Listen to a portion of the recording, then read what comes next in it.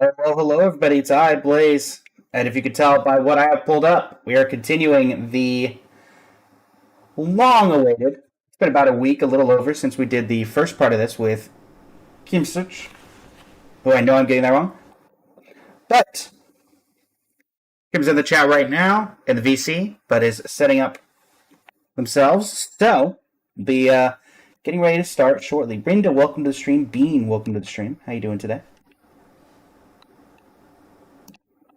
Today's rankings will be: we finished Sumeru as of last time. Here is the current tier list. I have a lot in S tier, but that's because there's a lot of S tier updates, and I feel like it's going to be very crowded up here. We're going to be going through Fontaine, Natlan, and the Luna updates today, the Notcry updates. Well, I guess technically not so much Notcry anymore, but I guess there was, some Notcry stuff here. Fontaine, all of these were incredibly good. I think people had a little bit of hate on Natlan, but that was also because of the strike and some other things that were going on IRL at the time that impacted Natlan. But that being said, I think it's going to work out just fine.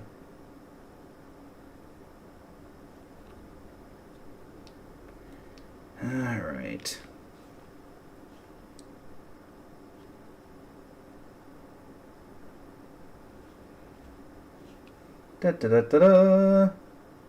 We'll be ready as soon as Kim is ready.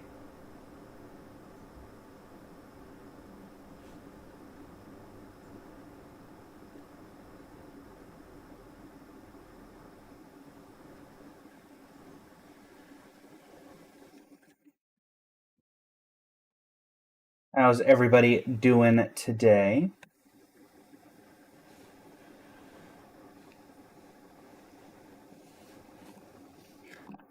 Tier list wise, nothing has changed since last week except that I moved up version 2.1 from D tier to bottom of C. Dorito, welcome to the stream. How you doing today?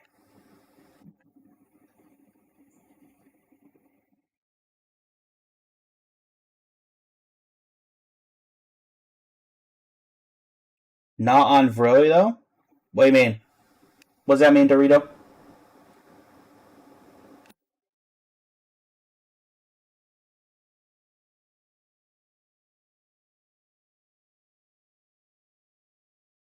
I am confused.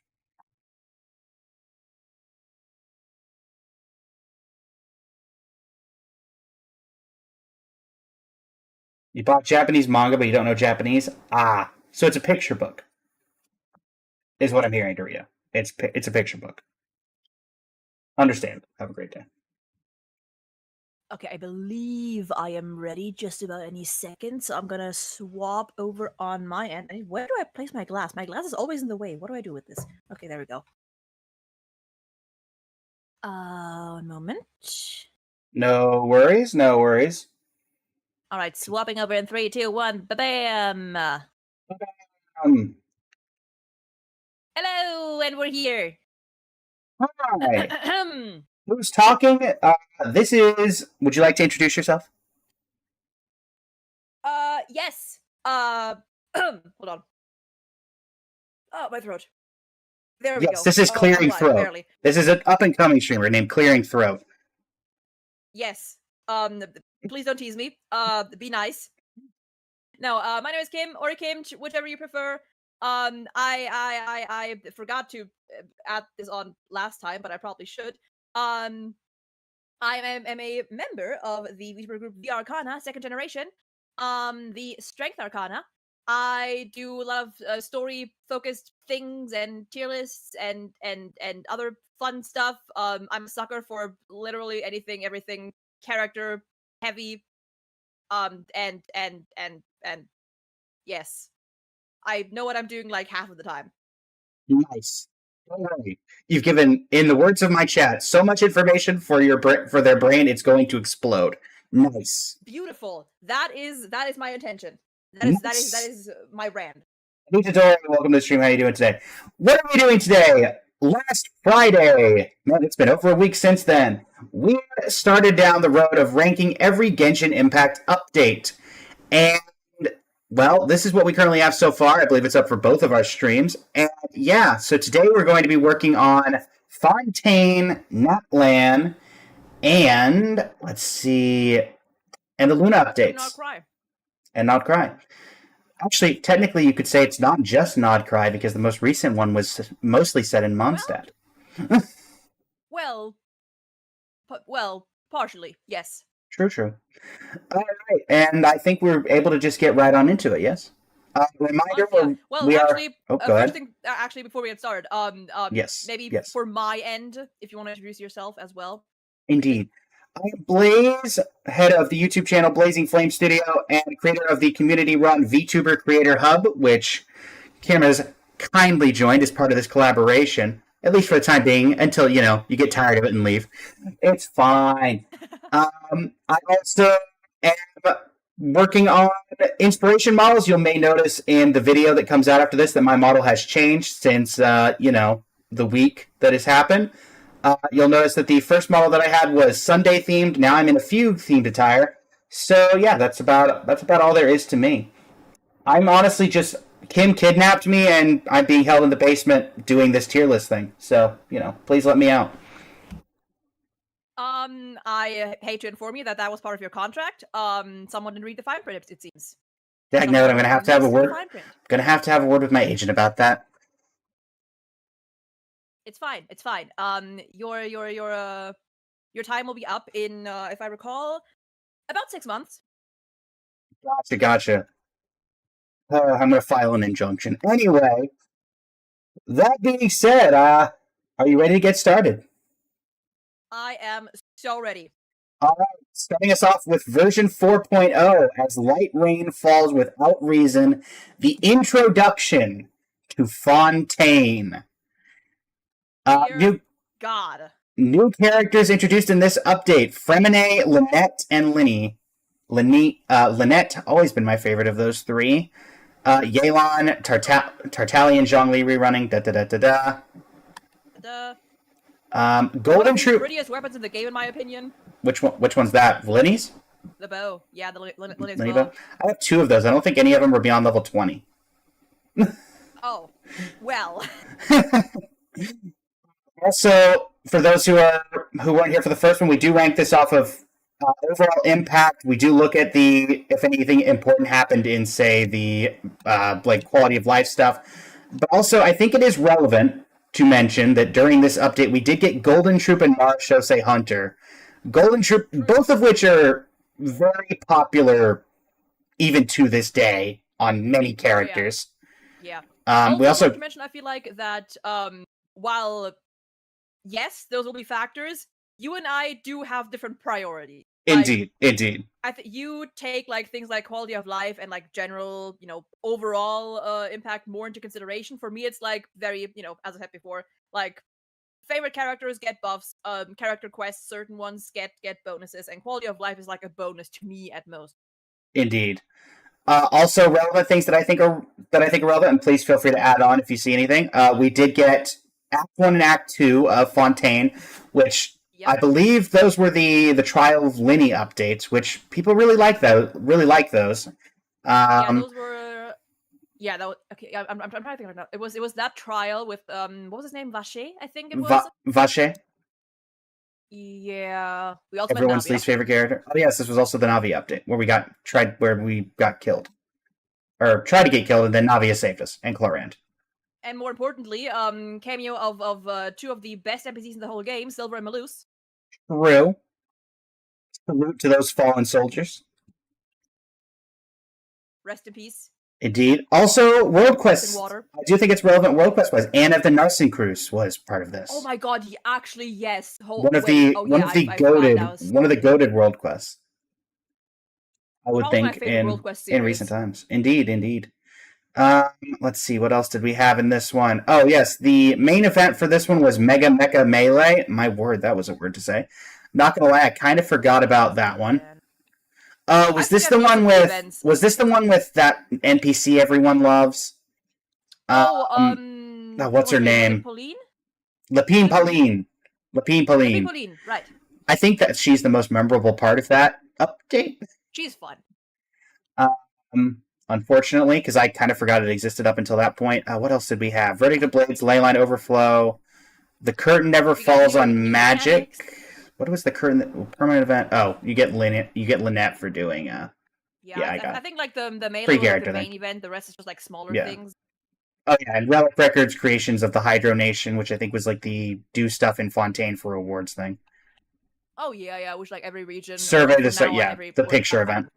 So yeah, other stuff, new wildlife, etc., etc. Listen, underwater exploration, my personal favorite. I would say that's gotta be yeah, I mean, nothing huge in the optimizations or anything like that. It's a bunch of G's invocation stuff. Underwater exploration was unheard of in this game up to this point. So I think it's going to go up in S tier just for, like, overall impact. No one saw that coming. Everyone liked the story. Yeah, although like some people, like I feel like the underwater exploration to this day, like some people have like divided opinions on it. Personally, I've always loved water regions. Yeah. And the underwater, like Fontaine was the first region I 100%ed. Like Nice. no trouble. I fucking love that region so much. And yeah, we also got, I mean, we kind of glossed over it, understandably so. We got Hydro Traveler. Oh, true. The water, the little squirt gun Traveler versus Hydro Pump Nouvelette. The pew pew. Yeah, discount Nouvelette. I think in terms of mechanics, it was slightly less impactful than Dendro, so I'm putting it right below the Sumeru intro update on my end. But I mean, yeah, For me, it's like second best. Second best. But I'm Okay. such a heavy Fontaine glazer. I love. There's no. I C6'd Farina as soon as she came out. She was at that point the only character I C6'd. So there's nothing wrong with Fontaine glaze. I will do the exact same. But I think that's about everything we got for 4.0. Pretty sure it is. Yeah. What was okay? Hold on, I gotta check. What was Linny's story quest again? Oh, that was the one with the magician. That he took inspiration from. Oh, okay. I remember the cutscene. Yeah, I remember. Yeah. Yeah, that was a pretty good quest. It was an okay one. I can't remember all the details about it though. Same. And that's one I actually did. Pretty good. Okay. Moving on to the stars shining in the depths. Oh, dude. That one's like immediately that's above 4. The aura farming update for Wriothesley. My man. Emissary of Solitary Inquity Wriothesley and Ordainer of Inexorable Judgment Nouvelette. Premiering in this update, we have To the Stars Shining in the Depths and Cataclysm's Quickening, as well as people would still say that Nouvelette's story quest is one of the best in the game in total. Oh, absolutely. That's one of the only quests in this game that made me like tear up. And then we also got the Fontaine Research Institute Chronicles as a world quest and Unfinished Comedy. Yep. Unfinished Comedy. My love. Like this patch was, I think the main stain on this entire patch that most people would point towards is Act 3 of the Archon quest, which in my opinion wasn't even that bad. It was the weakest, but the whole prison. What was? Oh, that was the Fortress of Meropide. Yeah, we were in the fortress and stuff. It had a decent cutscene, but that was about like the cutscene of Wriothesley aura farming. Think like one step behind the water that would dissolve him if it touched him. But beside that, what was like personally, I never considered that quest to be that bad. But also, I'm just heavily biased. I love all the characters, and like for me, the quest itself was like a 6 out of 10, 6 out of 10 ish. So it was okay, but not like bad as some people claim. Yeah, there's nothing wrong with that. Besides that, I will say I feel like the update, the main event for this patch is heavily underrated. Waterborne Poetry, which was this was the one with what was her name? Kaliroa, I believe. Let me check. The Oceanid from the Oceanid. That tied back to like good one. That tied back to like 1.2. Right. Honestly, one of the best cutscenes for an event in the game, in my opinion. That was a very, very good one. Fun fact: if you went over to Starfell, not Starfell Lake, the pond behind Wolf, Starfell Lake, I think it is. Yeah. maybe. If you went to that pond after you finished the event, you could hear Callie Roa singing in the pond. Oh yeah, I remember that. Yeah, no, that was a good event. That was a good event. Very This underrated patch, event. like, was very good for me. Yeah. I loved both Risley's and Neverlette's story quests. Two of my favorites probably. Yeah, Nuvalet's was very, very emotional, and then Risley kind of just aura farmed through most of his. Well, Risley's was also like Risley was also pretty heavy. Yeah, true. And then it was just broken up by like, I'm gonna dodge bullets with my bare hands and just straight up stand in front of this man. Right. Very attractive, I gotta say. And then we had, honestly, two of the most memeable quotes in the game came from this update, because you had the Answer Me Nuvalette line that became a shorts phenomenon. Yeah. And then you had, what was it? When the Duke needs something done, he doesn't need permission, or something like that. Right, yeah. Dude. Yeah, no, 4.1 definitely, like, one of my favorite patches, just because, I mean, I also, these two are, like, two of my favorite characters, so. Yeah, I'd say, for me, I'm assuming this is pretty high for you, rank-wise. Okay, but wait. Also, just in case, we also Oh, true? we also totally skimmed over Child being in Fontaine, by the way. Oh, true. I kind of forgot Child was in Fontaine. He was, I mean, to be fair, he wasn't super relevant. He wasn't super relevant. I mean... He kind of showed up for a little bit and then kind of left after he gave us his vision. That was the first two patches. And then in Act 4 we did, or 3 or 4, we did get to see another glimpse of him with the giant ass whale. I completely forgot that the Child had a trial. I'm not gonna lie. Oh yeah, that was just a little thing. We also we did also meet Arlecchino though. Oh, true. We did meet Arlecchino in this patch. Please don't kill me. And the memes of Furina running away from Arlecchino began. A lot of stuff in this update was taken from memes. True. And you know what? There's nothing wrong with that. Yeah. For me, I'm gonna put it right below the summer event with Eula and Klee for me. Yeah, for me in A tier. I don't think it's completely S tier because there wasn't a ton of like stuff that had an overall impact. The event was very forgetful, even if I had a personal liking for it.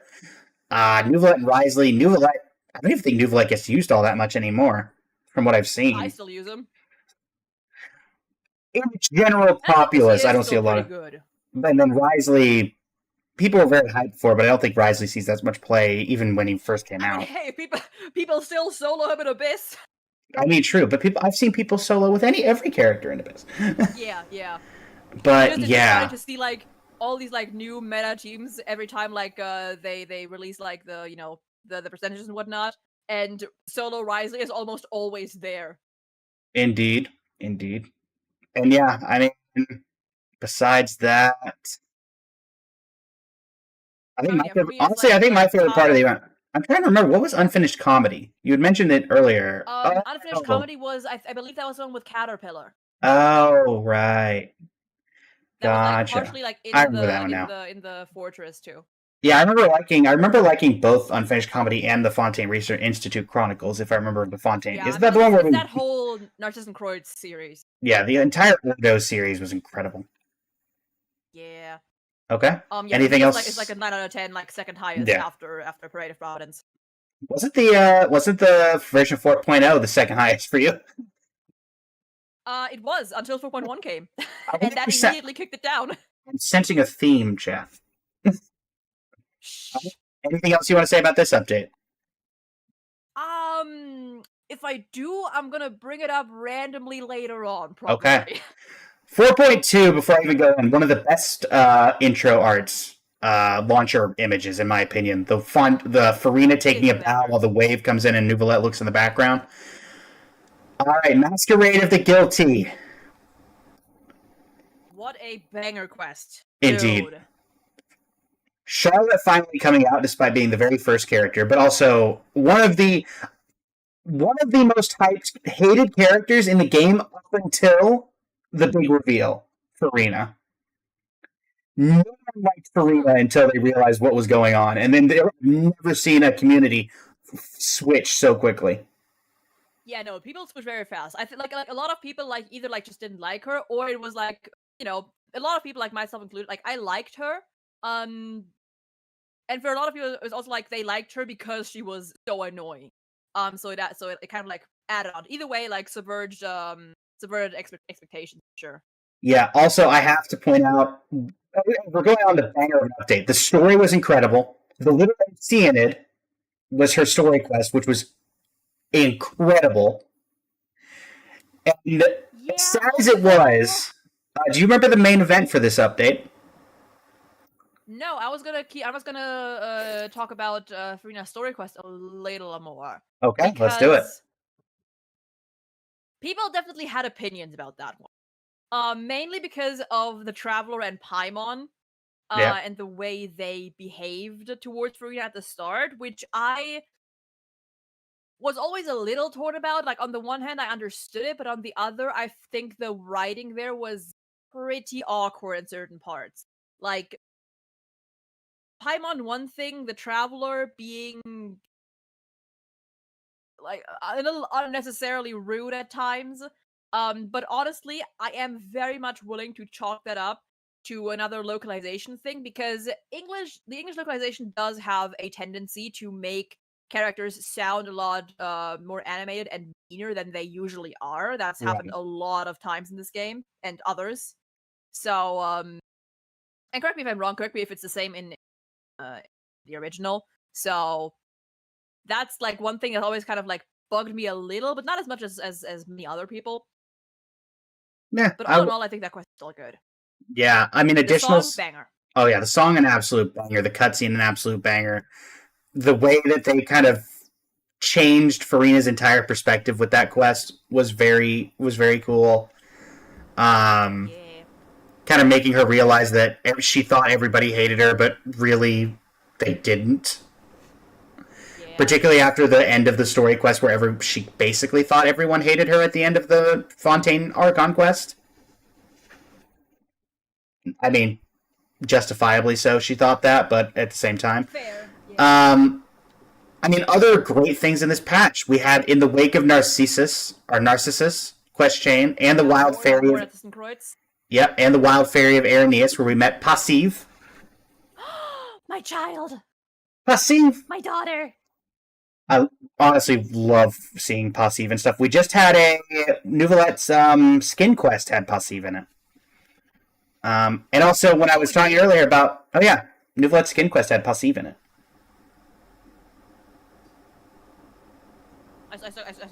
Wait, what? Wait, what was the skin quest? Is that still? Is that? Wait. It's a permanent thing. Is that still? It's still in there. Is it still up? Yeah, it's a permanent thing. It was added a couple patches ago, and then if you didn't do it then... It was added during like the patch before Lantern Run, I think. Oh, during okay, Lantern. yeah. But it's there. And also, when I mentioned, do you remember the event from this update? Remember Thelxie's Fantastic Adventures? Oh my god, yeah, the one with Fremine, wasn't it? Yeah, the one with Fremine and the mother who... Yeah, that was so good. It was so dark. That was so good. I also For love those- also Fremine Spotlight. I love that. Yeah, for those who are not familiar, Thelxie's Fantastic Adventures made us realize that it wasn't just the main story quest that was going to be depressing. Even the side events were. Oh yeah, it's all depressing. Yeah, Thelxie's Fantastic Adventures was about a mother who was treating her son who had a syndrome that made him believe things that weren't real, which, as we learn at the end of the update, the son had been dead the entire time because he tied rocks to his body and drowned in the ocean, and the mother was suffering from that problem, which then ended in a very beautiful cutscene of her seeing her son for one last time through Thelxie, which was a robot created by Fremine that she took as her own son, effectively, which was an incredibly sad quest. It was so depressing. Yeah, and it made us realize that Fontaine is really just depressing and was really just depressing in general up to that point. I mean, that's just the Hoyo trademark. Yeah, the Hoyo trademark. Depression and more depression. And then to immediately deviate from that, the following event was Little Fun Guy's Fantastic Fiesta. Yeah. Yeah, we happy times. Okay. Real quick, because I just remembered it. Okay. When was actually? Let me think about it. The Elena's quest, was that 4.0 or 4.1? The Elements When was- quest. Where are the unfinished comedy scenes from Life of Meripede? When? Because that world quest was also really, really good. It might have been 4.0 world quest. Ancient Colors, was it that one? It might have been. I'm not entirely sure I know which one you're talking about. It was the one, fucking with where I think we also saw where you go like to the like that like one island like Elena's with Elena's skeleton, and like you go like into the cave where like their heart is. Oh, was that? Oh, I know which one you're talking about. It had the little. Yeah. It had the magazine with the robotic dog. Is it that one? With Seymour? Yeah. Yeah, it's that thing. I'm not sure when that Yeah, one was that one actually. was amazing. I think that one seems to have been 4.0. I Okay. figured because it was like Elena's was like one of the initial Yeah, ones yeah. we got. Okay, yeah. Okay, so where are we putting for 4.2? Ooh. Good question. I think for me it's like I'm gonna have to move some of these up actually. For me, I'm definitely gonna rearrange the 9 out of 10 tier at the end. Yeah, I think it'd be cool at the very end if we did like looking at everything after we've kind of rated it on our own thing. What we put is like our S plus like top 3 of all time.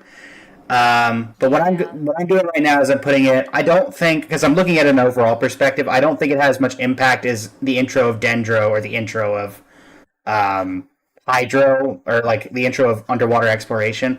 But overall, I think it's probably the best thing that's not accounting for stuff like that mechanic-wise impact. So I'm putting it at 4. I'm putting it as like right below those.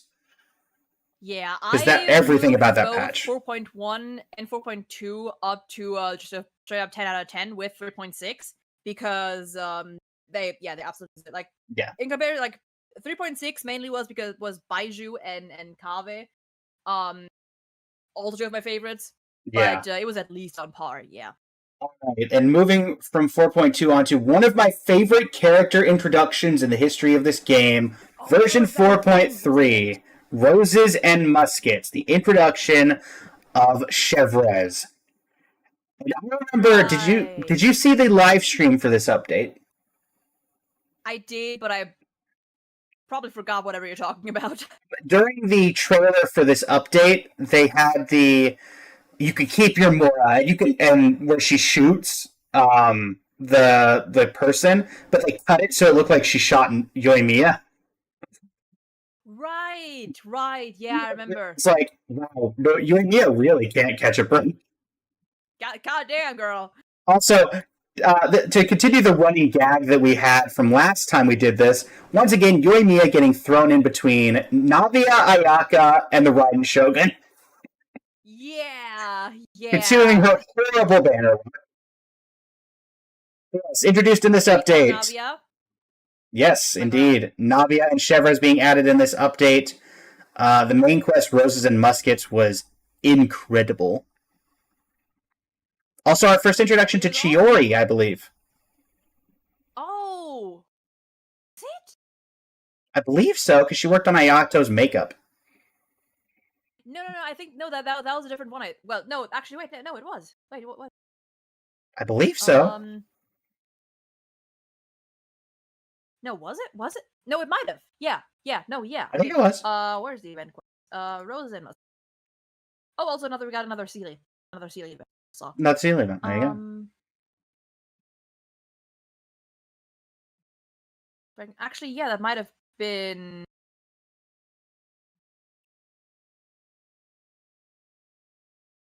Okay, it doesn't show here. That's fun.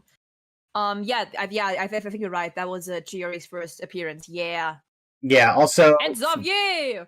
Yeah. First, one of the relevant quality of lives that I think is worth mentioning is we had the where was it? Gosh, where did I just saw it. Dagnabbit.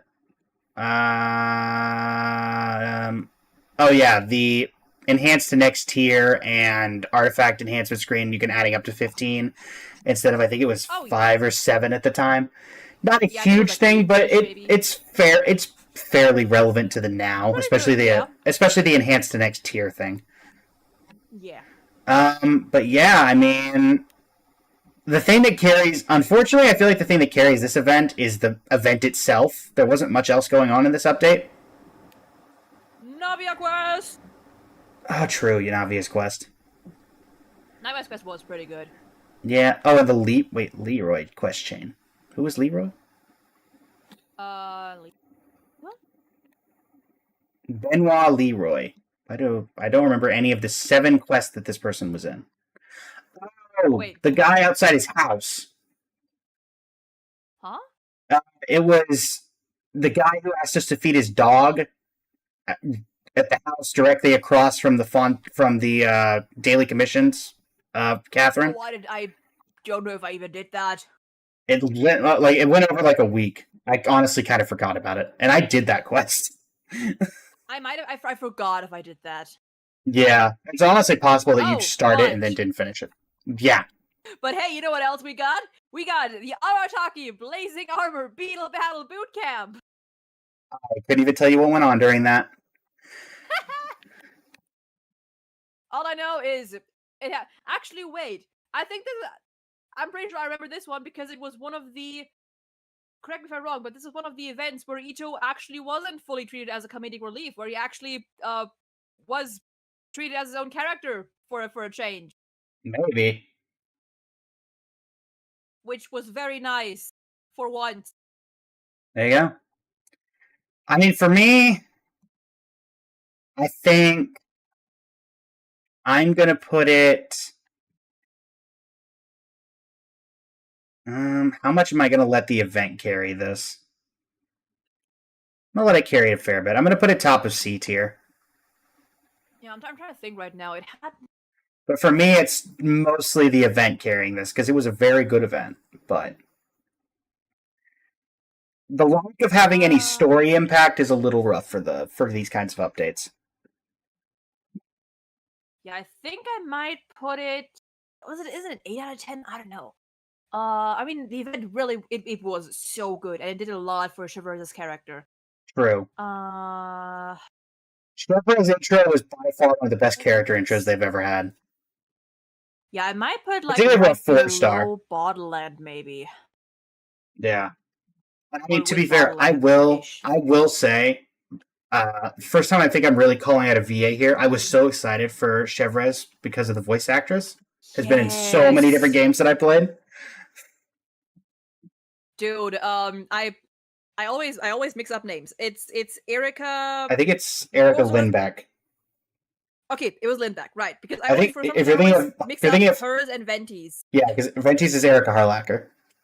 Right. Yeah. But yeah, I do recall because she also voices Futaba. Yeah. All right. Anything else you'd like to go on for this update? Okay. On. Okay. Yeah. From okay. I mean, we have 2 new artifacts, but I feel like people don't really use Nighttime Whispers or Song of Days Past right now. Hold on. Where are we? We're still on 4.3.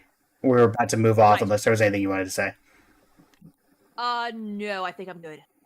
Also, pointing a random one out. For 4.3, we only got the Leroy quest chain and Navia's story quest. We had no other quests added during that entire batch, world quest wise. Oh yeah, I guess we didn't. That was very little going on. It really was carried by by Roses and Muskets. Okay, version 4.4, Vibrant Harriers Aloft in Spring Breeze, the Gaming Lantern Rite. Gaming! Shan Yun being added during this update. Being the most relevant character, and Gaming being added during this update. Chen Yu Vale being added. As I recall. Yes, Chen Yu Vale being added as well, relevantly. Right. Shenhe, Ganyu, and Xingqiu's outfits were added. Right. Xingqiu's outfit I really like. Ganyu's and Shenhe's I liked at the time, and I still do. I think now by this point I'm just very tired of like all the middle down outfit layouts. So like in hindsight, they are kind of suffering from that as well. Yeah, I mean, I have the outfits, but for Ganyu, I just prefer our original one. So I'll bring it on occasion, but whatever. Also, the Chen Yu's Blessing of Sunken Jade quest that had the lion and what was her name? The goldfish lady. Right now too. She was just in Lantern Rite. You could find her in Chen Yu Vale. What was her name? Fujin, right. Fujin. Right. Did I finish that quest? I don't know if I did.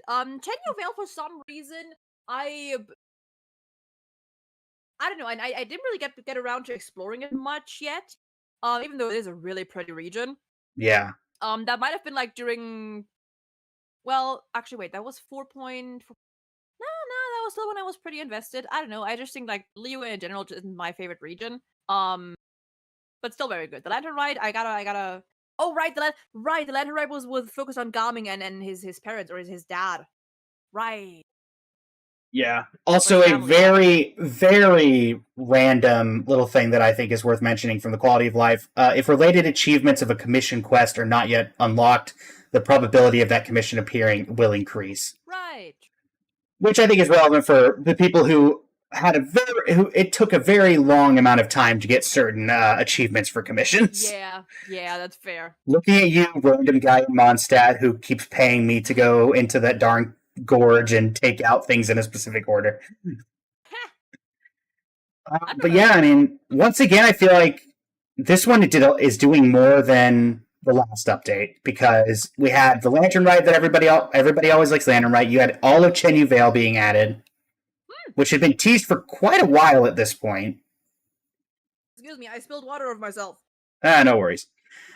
And then, sorry, not the lion, the solitary Swanee. My bad.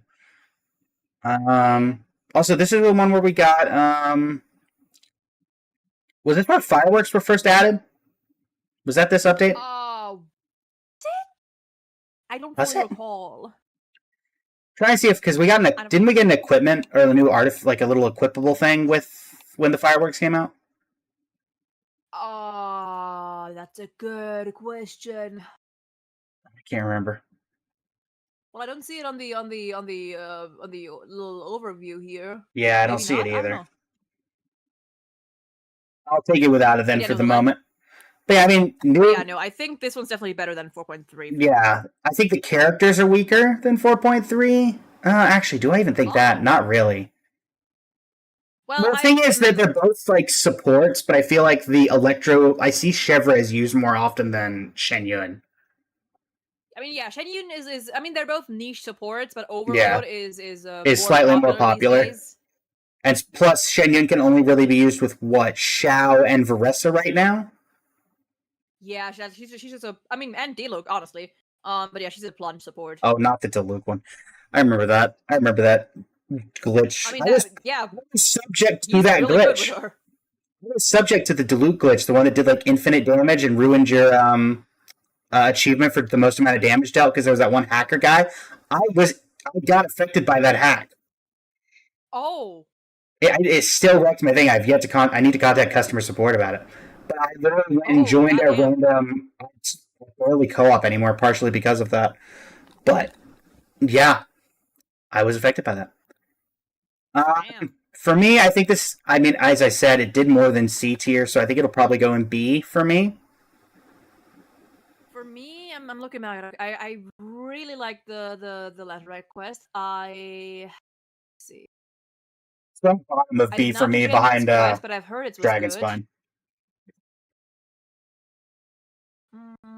Do you think it, in your opinion, is this the weakest of the Lantern Rites? No, absolutely not. Interesting. It might be one of the. It might be one of the strong. It might be the strongest for me, honestly. Okay. I will say that forgot. What was the last Lantern Rite again? What was that about? the one before that, was that the Hu Tao one? That was after, I think. That was the most recent, or not most recent. The. Because this is the second most recent one, right? No. Oh no, this is the third most recent. Third most recent. Yeah. The one before this one was the one before this one was Hu Tao. The Sumeru one. Or are you referring to the most recent one going forward in time? The one before the Gaming one, the 3.x. Yeah, that was the Exquisite Night Chimes. It was the Hu Tao one.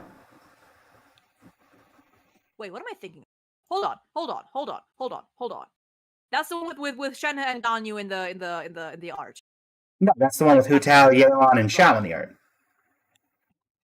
And Al-Haytham and Yaya were introduced during that patch. That's not one. No, I don't mean that one. I mean the one we already ranked that one. With Shenhe and Ganyu in the foreground. Oh, that's the one from 2.4. Right. What happened in that one? That one was Fleeting Colors of Fire. That was the Kaching one, I believe. Right, that was a weak one. Yeah. No, the Gaming one definitely one of my favorites. So the Crane Returns on the Wind Archon quest. Because that was the Shenhe. That was the Shenhe introduction one with Yunjin. Yeah. Right, but that was not Lantern, right? That was just the intro. Right. Yeah. I'll put it above Bottleland, but I don't know if it beats Sumeru for me. Okay. Yeah, probably around there. There you go. All right. Are you ready? On to the next one. 4.5. This one was a calmer one. Yes, this one was a calmer one with a character a lot of people were surprised existed with Chiori. Blades weaving betwixt brocade. The only new character was the Thundery Seamstress, aka Chiori. However, it was very hyped for its reruns, which included Arataki Ito, the Chronicled Wish for Mondstadt, which, honestly, let's be honest, just like the one that's currently going on, not a huge hit with everybody. Yeah. And also having Neuvillette and Kazuha rerunning. Chiori's story quest came out. I know people like the outfits from it, but that's about all I ever hear of them talk about. It was our last hangout event. I didn't do the quest yet, so I can't speak on it. Yeah, and there were two. I will say that we saw were pretty though. There were two events worth mentioning. The Alchemical Ascension event, which was the running a shop in Mondstadt, which was quite fun in my opinion. Oh, was that the? Hold on. The Lisa one. What the fuck? I believe it's the Lisa one. Oh my god, that event slapped. And also the Feline Fortress Furdacy, which was that Roman cat event. The petting cats, yes. Yes, the petting cats event. Otherwise, besides that, we got Lynette Hangout and Chiori's quest. I'm just trying to see if there's. Yeah, I'm trying to see if there was anything even in quality of life that was worth mentioning, but even then it looks like not really. Yeah. I mean, the thing that carries it is basically the events, I think, or like those two events, I would say. It's basically the alchemy event carrying this update, I think, because Chiori is one of the least known characters in the game. I'm pretty sure. Yeah, that like I have her, but I have her and I used her for a while on my Mono Geo comp, but Mono Geo is not really doing much these days.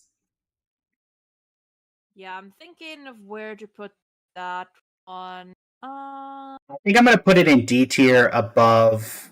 You know what? I'll put it like I've put it bottom of C tier. I don't think it's in the same tier as like the TCG event for me, but I think the event was good enough that I have to put it high. But it's basically like you've got a balloon tied to a bunch of rock. It's fighting real hard to stay up there because that event is really carrying the alchemy event is carrying this update on its shoulder. I think I might put it like somewhere. I'm debating whether to put it above or below 2.0. Ooh, fancy. So it'd be like a 6 out of 10 for me. Like it was okay. I'm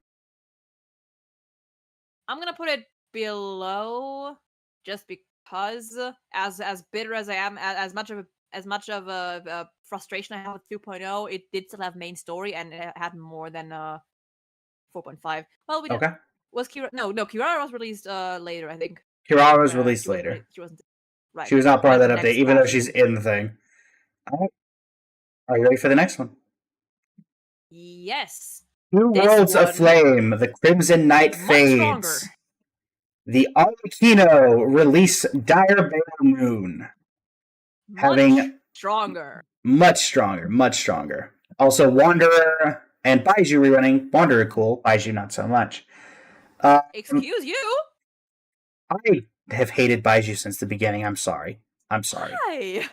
I liked him slightly more after I did his story quest, but he keeps Chi-Chi around just to learn him or to try to figure out the secrets of immortality. Incorrect. That is just incorrect. That is incorrect. Got him. Alright. Anyway. Artifacts released were Fragment of Harmonic Whimsy and Unfinished Reverie. Arlecchino is probably going to be right, the Sea of Bygone Eras was released here. Remuria's Remains and Petrichor. I will confess I have not actually that world. That is the one little region that I have not 100%. No worries. We've got also the Arlecchino story quest, which I will say myself, I have not done.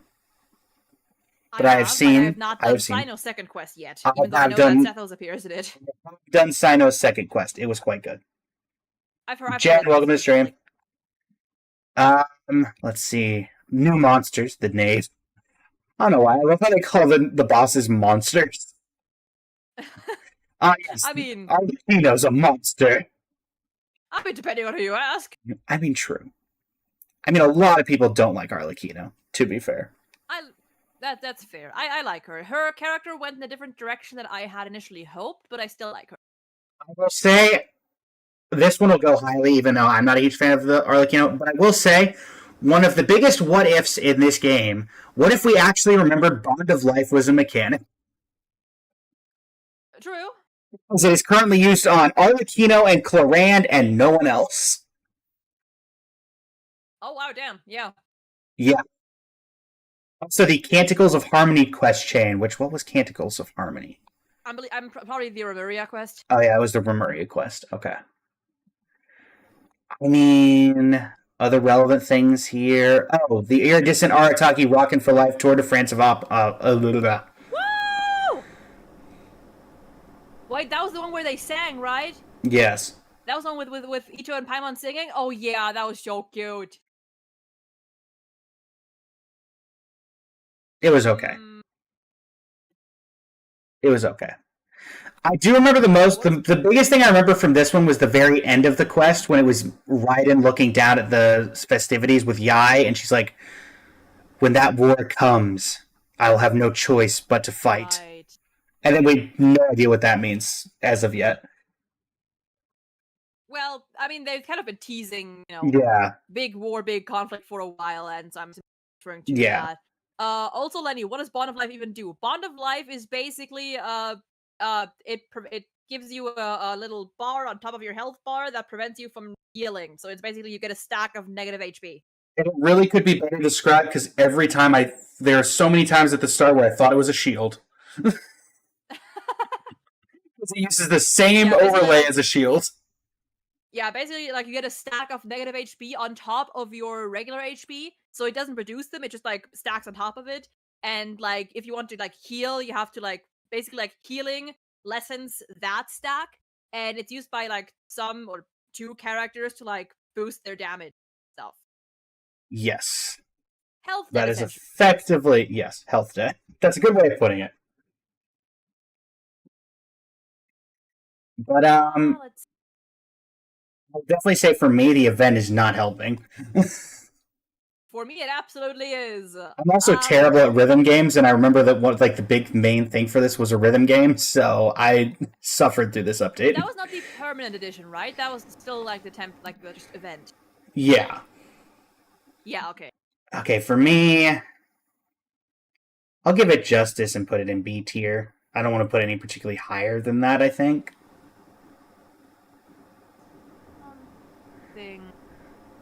Actually, no, because I haven't done Arlecchino's story quest, but I know enough about it that it was very impactful, and people really like Arlecchino because of that. I'll at least put it to the bottom of A.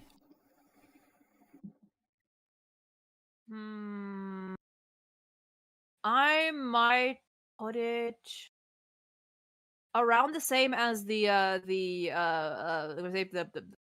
Roses and Muskets, the Guns N' Roses event. Yeah. Around there, yeah. Still good. Okay. Next up. I think that's a fair point. Like says that if Hu Tao ever gets a buff, it would make sense to give her that. Oh, true. You're not wrong. Yeah. She'd be a fitting character for she would the be. Bond of Life. Okay. Immediately, this is going to be going to S tier for me. An Everlasting Dream Intertwined, the Caribou quest. Caribou, yes. Introduced in this update, Clorinde, Sigewinne, and Sethos, with the reruns of Alhaitham and Farina. We had the Bedtime Story Archon quest and the Clorinde and Sigewinne story quests. I've not done. Those are very good. I have not done Clorinde's, I have done Sigewinne's, and my goodness, there was a lot going on in that one, and yeah. I have not yet done either, but I heard but they're both very good. Also, Imaginarium Theater. Also, yes, I was about to say, Unbegun, Unending Story, the world quest to trigger Imaginarium Theater. Also, fun fact, Wolfie, the little stuffed animal in there, is the same voice as Mika. Oh. Yeah. I can see that, yeah.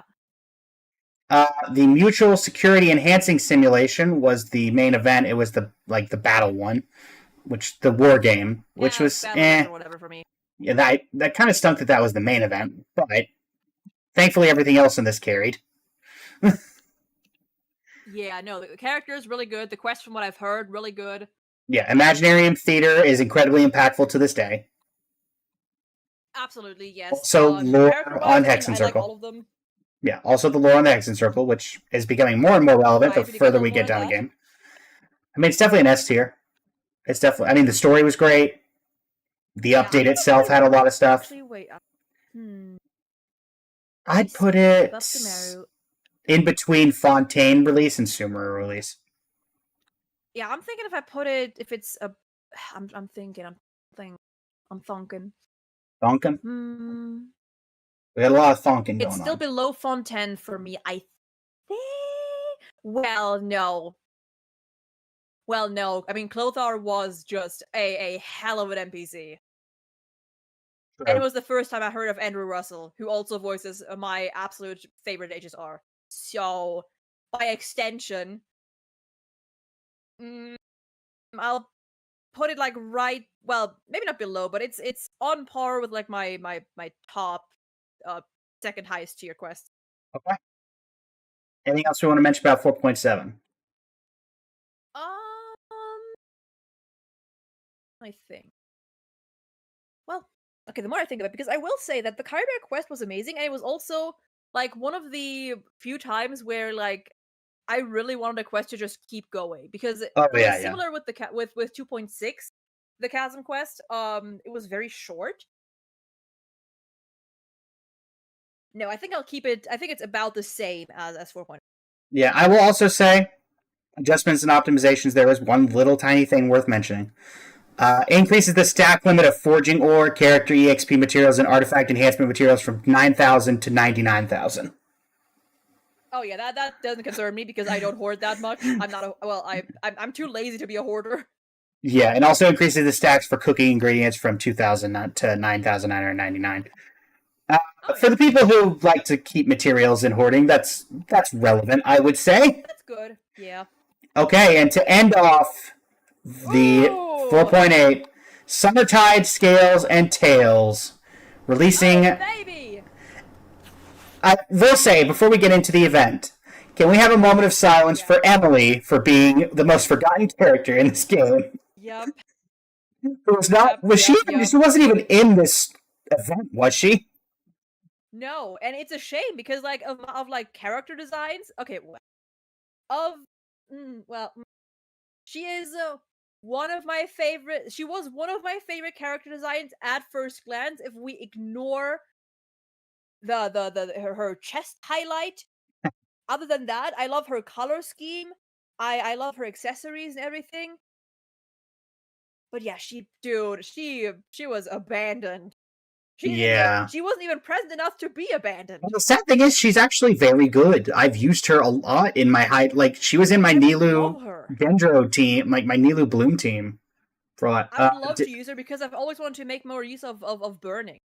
Did I see the new ZZ live stream tutorial? No, I did not. I do not play ZZZ, unfortunately. Same. I think I dropped it around like 2.1. Yeah, but Emily being at it, probably the least relevant thing of this patch, which is incredibly sad. New area, Simolanka, in the introduction of Durin, the other Durin. Mini Durin! Mini Durin! Main event being, of course, Summertide Scales and Tails, a great storyline. I don't know if you saw it. Did you know about the hidden room underneath one of the islands? Do you have a link? If so, because I don't have a link. I can tell you what was in it. It was a little tiny room that had a desk in it with a book on it, and on the left side was it had a bunch of memorabilia from the previous summertime events. Actually, I seem to recall that. Yeah. Yeah, I love that little homage. Yeah. I love when they add small stuff like that for the people who were there for those, because they didn't have to add that, but they did. The cast for that event was to me the strongest. Nilo, Navia, and Wanderer, and Kirara was like the weakest, but I still liked her. Yeah. But those three in particular, definitely. Wanderer in particular stood out to me a lot because of his connection with Durin. Yeah, very true. I think it did a good job at like highlighting, because to this day, there's still so many people that think Wanderer is like just an asshole and like so like tsundere and whatnot, when like in reality, like if you like, I wouldn't even call him like a real like tsundere. He's just like, he's a bitch, yeah, but he's still incredibly kind. He always was. And people, and like I feel like the Simolanka quest really highlighted that. Not always.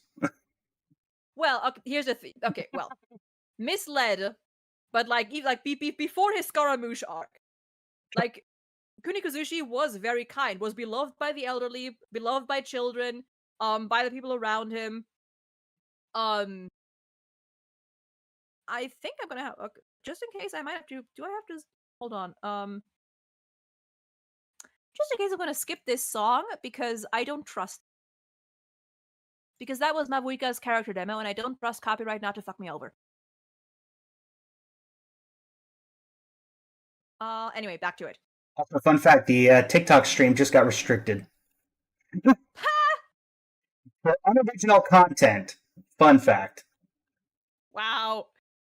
Thank you, TikTok AI, for getting mad when you didn't do that for the first one of these.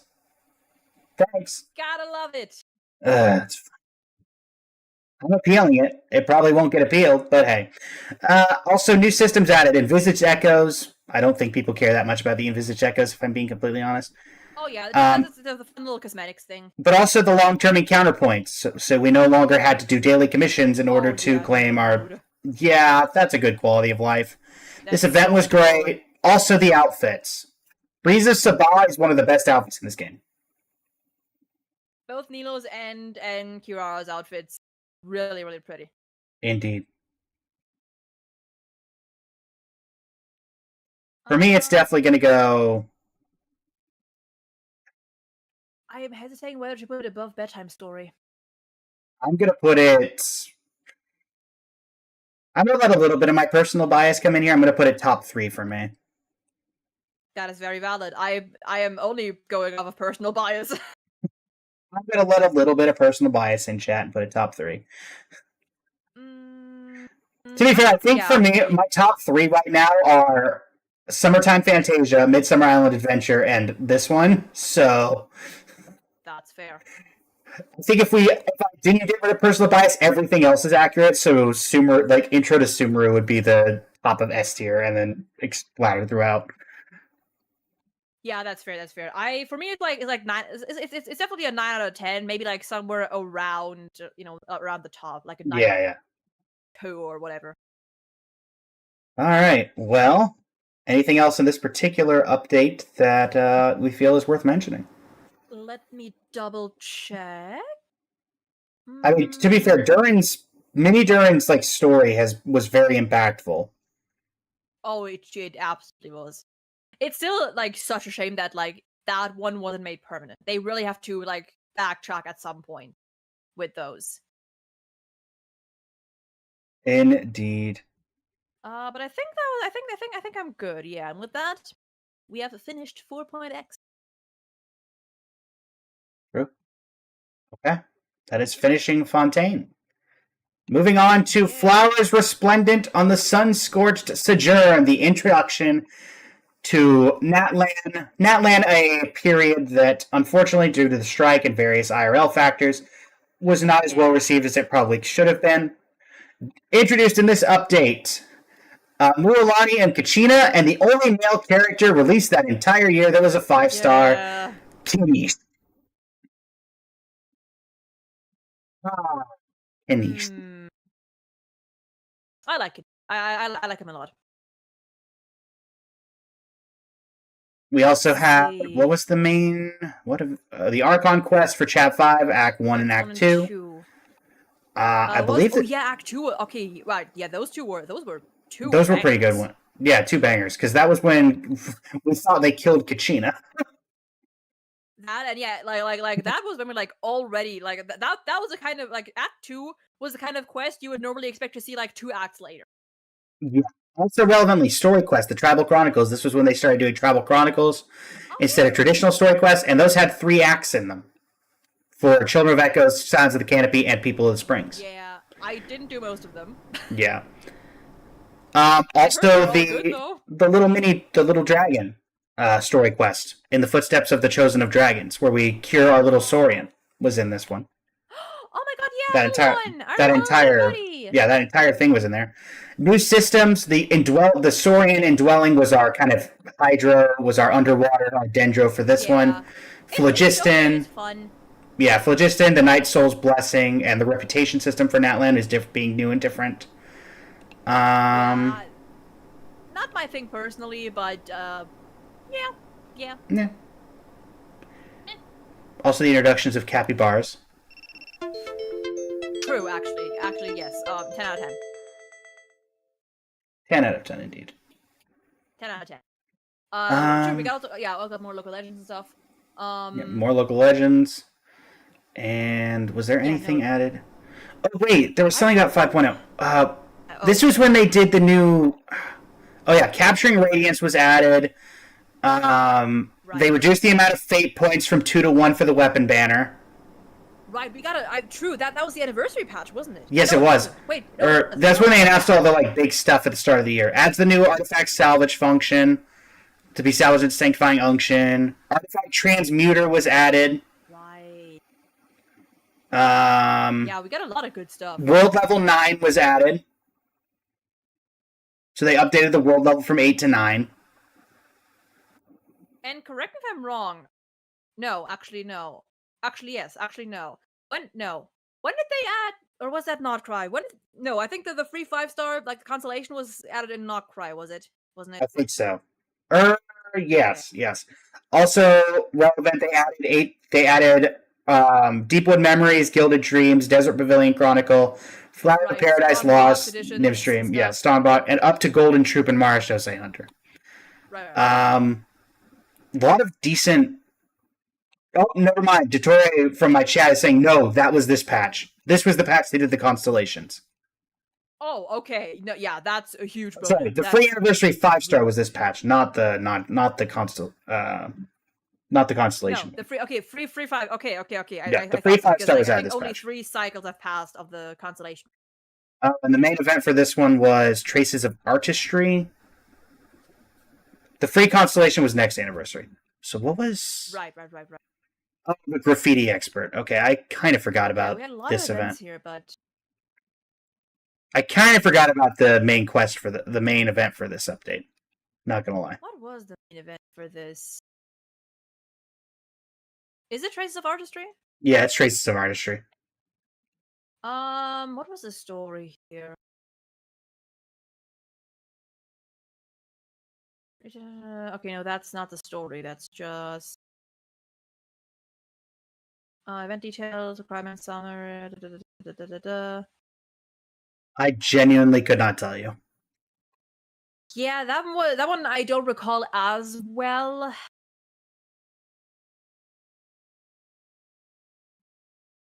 That being said, there's a lot of stuff going on in this update that is very high up there, I Yeah. think. Really like the characters. Love the arc. That was still where I was really into the Netline quest. The Archon Like those quest. first 2 were incredible. Yeah. And I mean, some good stuff being added. This was when we started getting the free 5-star every anniversary, which is relevant because it's kind of been continuing on. And a lot of people praised this live stream and update for being like a new beginning for the Genshin stuff, of like the generosity of Genshin stuff and everything. I mean, I'm gonna put it in S tier. I think I'm gonna put it below Dendro, but like right on the cusp. I think it was more impactful than. It's also relevant. I thought about putting it below Fontaine for the Hydro area, but Phlogiston, and more accurately, Night Soul's Blessing, is something that is actually can be used outside of Natlan. Very limited compared to when you're in Natlan, but it's still usable. Otherwise, Natlan characters wouldn't be usable. Yeah. Whereas the underwater exploration, they've only ever done in Fontaine. Yeah, the underwater. But that's like different things. I feel like Phlogiston is like the same as like the Numa and Usia thing. True. More so, and that you can use anywhere. That's just characters. True. Saurian and Dwelling, if you want to do, I think that one's probably more comparable. While it is only used in Natlan, there have been events that used it. We really haven't had underwater exploration in any limit in any kind of event per se, besides ones that are in Fontaine itself. We haven't had in a while yet. It was mostly in Fontaine. I think after that, here and there. Like to do... But I don't personally care about that. Yeah. So I mean, it's still not. I think it's slightly above 4.0 for. Slightly above 4.0 because we also met Capitano for the first time there, and true, Capitano. Not gonna lie, I get the hype around Capitano. At the time, I wasn't a huge fan. Now I still like him. I do like him. Yeah, he's probably second favorite Harbinger behind Columbina, if we still count her. Capitano #1 because his voice actor. Oh yeah. I always mispronounce his name. Chris Turgliafera, I think it is. Yeah. Who also voices Gundam. And with what we've known about him before, the tidbits we had, I've always been more partial towards him. He's one of my favorite harbingers for sure. Just because he seems like the most, just one in it. Yeah. He's no Pulcinella, he's no Pantalone, he's no Dottore. And he was also the only Harbinger up until this point to straight up go up to the Archon and say, "Let's throw hands." Yeah, he was straightforward, but still very respectful. And also, incredibly possible that if Auroran hadn't intervened, he would have been dead at the end of that confrontation. Yeah, that too. Oh my god, I forgot. Right, we also already met Auroran in that. Yes, we did meet Auroran in that. Did the story quest oh yes, if not for the comedic timing of Auroran coming in to save him, Capitano would have been. I feel like the community outcry would have been worse than Signora. Really probably, honestly. Or fight for a 2-minute fight and then immediately die. Well. Yeah. All right, but yeah, that's all I got for 5.0. Unless you got something you want to add. Let me see. I mean, not really. I'm looking at like the characters. We have not. I mean, I loved all the characters. See. Let me think. No, I think that's pretty much it. Yeah. Okay. The Rainbow Destined to Burn. Introducing Shalonen as our only new character. Excuse you. We've been saying that for all of them when it's only one new character being added. Thank you very much. Excuse you. Excuse me, I have a Constellation 2 Shalonen Refinement Rank 1. Was Thank this you very actually, much. wait, hold on a second. Was this already? Actually, no. I'm thinking of 5.2. Was they not? Wait. Storycraft Rival Chronicles. Never mind. I'm We're thinking in of 5.1. I think of the next patch. I think Yeah, we're in because 5.1 this currently. was before they added Chaska and her region. I think as the tribal. Yes. Okay, never mind. We're good. Who's you? For some reason I keep thinking that was 5.1. Maybe it's just because because was not we got 5.3? I think so. That explains it because I'm always used to like Archons being the 0.2 releases and Yeah. the 5.1 characters just like biting, like just like eating dirt. Yeah. Yeah. This content, new character. The only one was Shalonen. Our conquest, we got chapter 5. We got Act 3 and Act 4. Act 3 being which one was Act 3? Yeah, I forgot Act 3, but Act 4 was Jesus. Act 3 was figuring out what the world of Ramon was doing with Lolly. Right. I think Act and then Act 4, the Rainbow Destined to Burn, was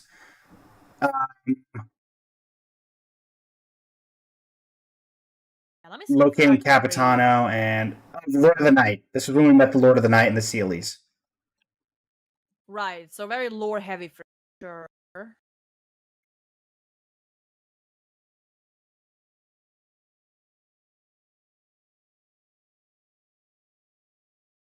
Right, this is where we talked more with we're actually think that's where we met this is also Capitano.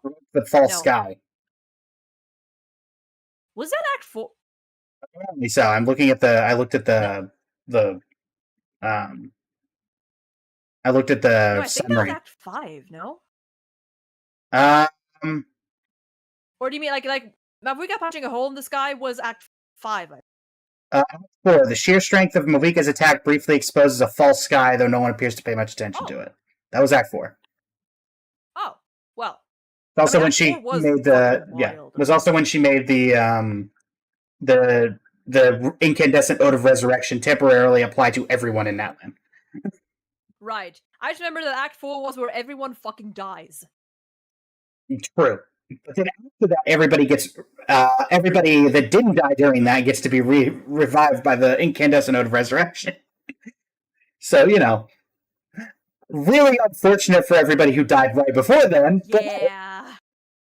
Looking at you, Chaska's sister. Don't worry about it. It's fine. Okay, that was still really good. Yeah, it was still really good. I mean, we got to see Mavuika just straight up blow up the sky, which hadn't been really relevant since. Dude, everyone lost their shit over it, understandably so.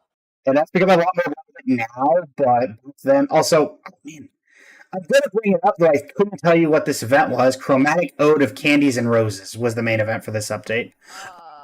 Where is it? It's Nahita's birthday quest that was completely unvoiced in English. Oh my god, the Sub-Zeros Festival, yes! This event, if this had been voiced, this would have been one of the best events in the entire game. Yeah, that event was so cute.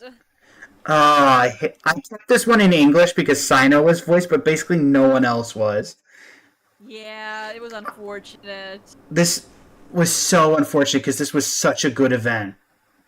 But we say that Natlan got hit badly by the lack of the strike. This got so destroyed because it was such an emotional quest, and with voice acting, this would have been incredible. I'm gonna put it I'm gonna not let the lack of voiceover hurt this. I'm going to put it in top of A tier. I'm gonna put it, I think, above 5.0. I'm gonna put it third best in A tier. I think. Yeah, Right I have above it Win and like Bloom. at the top of 9 out of right above 5. Yeah. Oh, that is so like the sad thing is if that was voiced, I feel like that entire patch goes so much stronger. For sure. Yeah. It's a shame. It is honestly a shame. Because I think the only characters voiced in that entire patch were Paimon and Sino. Actually, wait, Yeah, Paimon's might have VA been. might have been fired at that point, so Paimon might not have even been voiced during that No, I entire think thing. that was later. I think that was during. That was during like something. I think that might have been the next patch. Also, to those who are wondering about, yeah, and it wasn't even an actual strike, right, Dottore? Pulling up the picture on the page, you can look when you look at the live stream picture. If you're on the same page as me, it's probably you could see like Shalonen's weapon. Um, Yeah. this is when they didn't even have the VAs up, so they had to use the two random employees the Adventurers Guild employees. Hey, they did their best. They did their best for. I think they were there for like 2 or 3 patches. Yeah, Of I'm pretty sure updates? like it was a couple patches. Yeah. I don't know. It's just I happened to see that when I was looking at the weapon image, and I was like, "Oh yeah, that right. This was that patch." All right. Well, moving on from here, Indigo's VA was recast at 5.7. Got it. 5.2, Tapestry of Spirit and Flame. I believe this was Solali and Auroron. Yes. Or no, Chaska and Auroron, not Solali. Woo! Also returning, as you can see from the weapon images, the two people we were just talking about. Yeah. We had a couple of quest chains, Lost Traveler in the Ashen Realm, and From One Case to Another. We had Tribal Chronicles, and we had All Fires Fuel the Flame, which was the interlude quest. What was this? Why am I blanking on what this interlude quest was? The interlude quest was that was with why am I forgetting the names of the regions? Was the the Science of the Canopy was Kinich. This was helping the people who were infected by the abyss. Yeah, with Capitano, and with Capitano, where we get the off-screen reveal of Capitano's face. Indeed. Face. Fluffy Phantom, thank you for the follow. Greatly appreciate it. Man, I kind of forgot about that one. I'm not gonna lie. Like now that I've been, it was just Tribal Chronicles as well. True. Or not.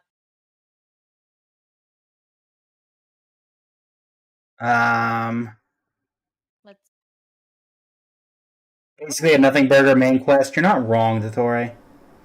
What was the event?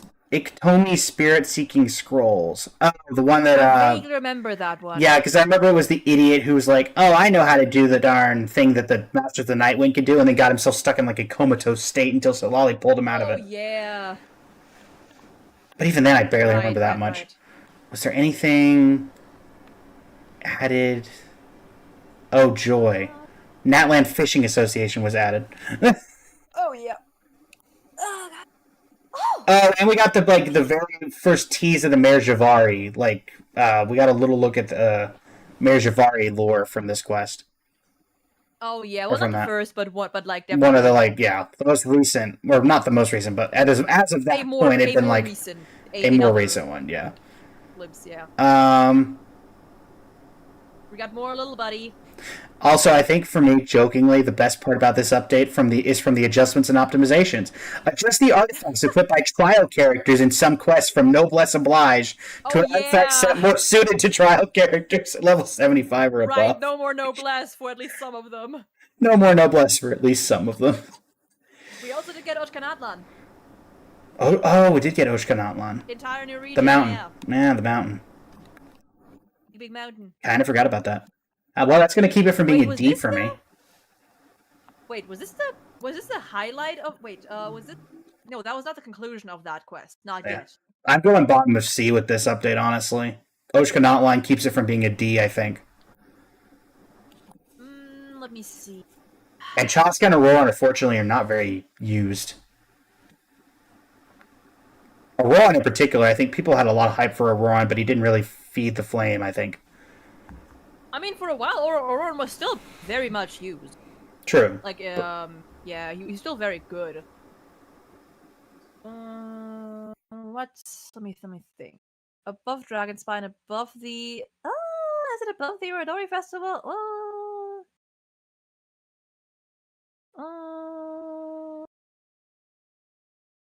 Thinking thoughts, thinking.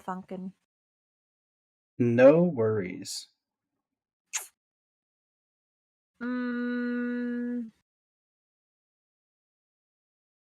I think I'll put it like right above the Inazuma finale. Okay. Right below, I mean. Around there. On to the next one. Okay. Moonlight Amidst Dream. Oh, sorry, no. Incandescent Ode of Resurrection. My bad. Oh boy. The start of the new year gave us Mavuika, Citlali, and Lanyan. God damn. Yeah, because that was also Lantern Rite, wasn't it? It was indeed. And we had the Liyue Chronicled Wish. We got 2 new skins, 2 cute skins. That was the Hu Tao focused Lantern Rite, wasn't Yes, it? I loved that Lantern Rite. That one was very good. Although I will say it took me I think the beginning for me was a little slow. But I really like that event did make me like Hu Tao's character. Yes, Archon Quest, Incandescent Ode of Resurrection, the grand finale of Natlan. We had the story quest for Mavuika and the story quest for Memories Flowing with Colors Act 3. Which one was this one? Is this Citlali. Again, I always get confused because they called them Tribal Chronicles and they didn't put the name of the person. Oh, and Pyro MC was added this patch. Oh yeah.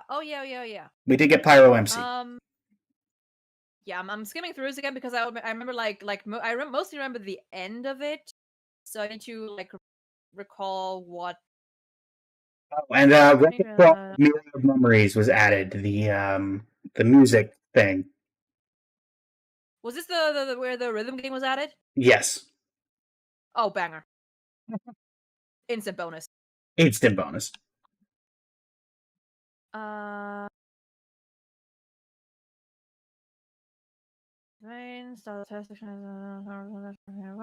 Also, I think open world optimization. After the version update, after obtaining rewards from bosses consuming 40 original resin, you no longer have to teleport away and wait for the boss to respawn. Oh, yeah. Bosses will respawn right in front of their original location.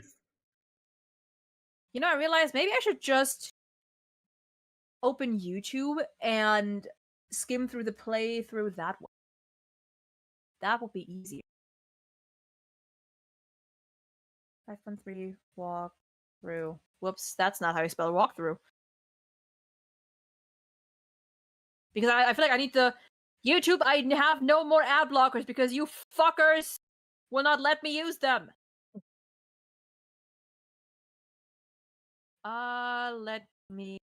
Real quick, because I feel like I need the visuals to actually... Also, what was... We got one... Oh, the Winds of Freedom. It was just the one that unlocked that. I was like, we got one world quest. What was the world quest? Oh.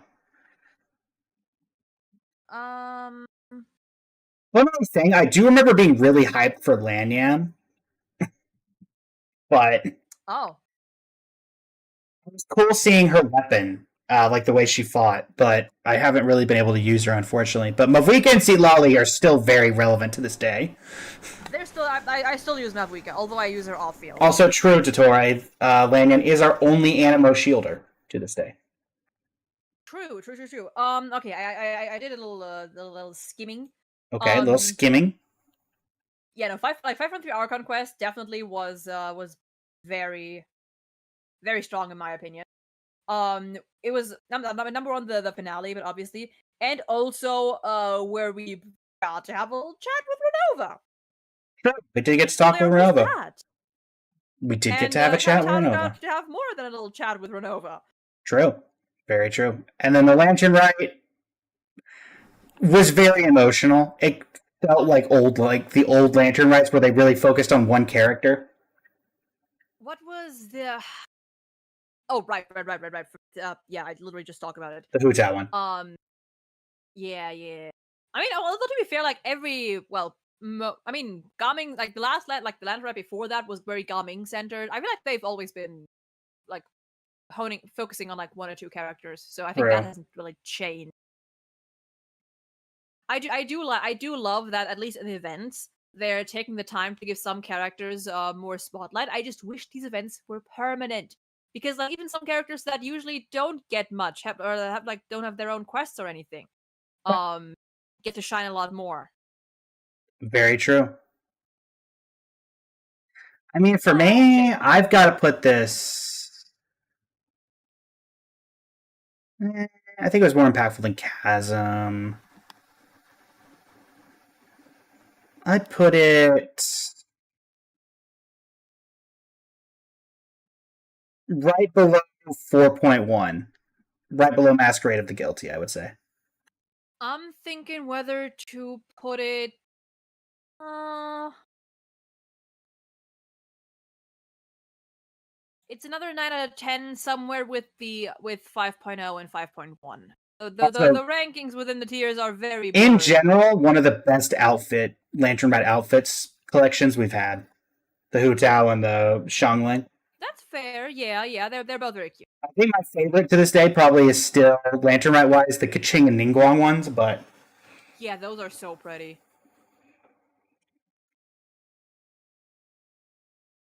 Very pretty. I think that's all I got for. okay.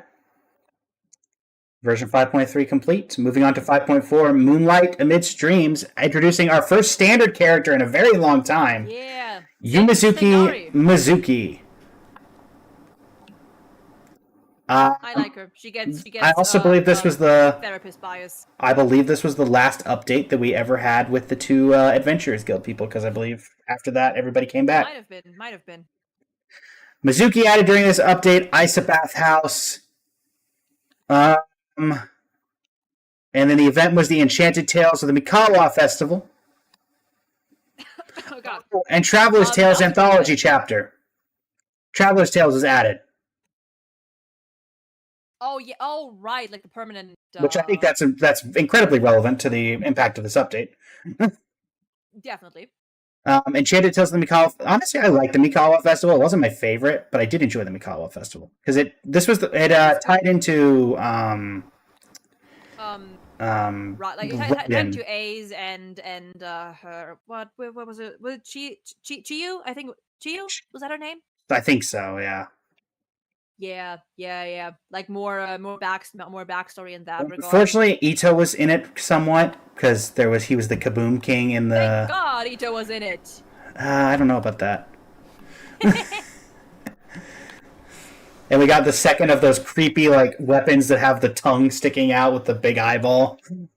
Oh yeah. The creepy ones. Also, adjustments worth mentioning. After the version update, story quests will no longer require story keys to unlock. So you can actually just do them immediately instead of having to wait. True. Not that I think that was ever too much of a problem. Yeah, I've heard that Mizuki's quest is really good. I have not done it yet. I should. Mizuki's like a character that I would absolutely love. Yeah, for here, Mikawa, we got Mizuki. You've got that little add-in. I don't think it's as impactful as the previous ones. Yeah, people love to call this one of the filler patches without even knowing what filler. That's beside the point. Yeah, I mean, I'd put it below Lantern, right? But I'd at least give it. I put it right below Roses and Muskets in C tier. I think it had more impact. I think it had. Never mind. Put it below Wander.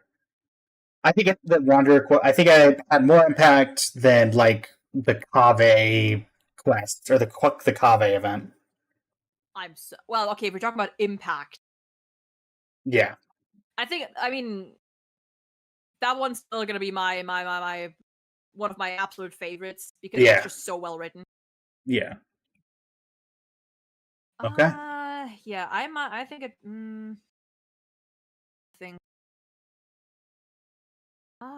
Is it a 7?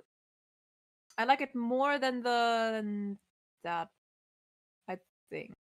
Well, well, well, well, well. Well, Uh, I'm trying to think. Do I like it more than the Inazuma finale? do Um, you? That is the question. it's somewhere around there, I think. Somewhere around there, Okay. like a 7-ish out of 10. All right. 5.5. The 5.5. Veressa and Janssen. Veressa and Janssen. I remember a lot of people did not like Veressa. Still don't. That too. I am mourning Janssen here Yeah. because my god, she should have been a 5-star. Yeah. Honestly, I don't get the hate. I get people don't like Veressa, but like, I didn't hate Veressa. People Not are every. just very much exaggerating Yeah. because I mean, like we get one character that's like not as incredibly. My dog agrees with me. I don't know what he's barking about, but I'm assuming he agrees. We get one character that's like not super skinny, and people go like immediately go like, number one, people don't even know what chubby means anymore because Oresa is like the one of the only characters with just like normal proportions, and that's just Yeah. normal sized. Um, and then people going on and on about like alleged like so much stuff. Like some people were complaining about her like being too like fetishy and stuff. Yeah. Other people were like, you always have both sides. The ones like both extremes really went off on Veressa. Um, I think they were exaggerating in both directions. Yeah. I don't I disagree. like her character. I do not disagree with you.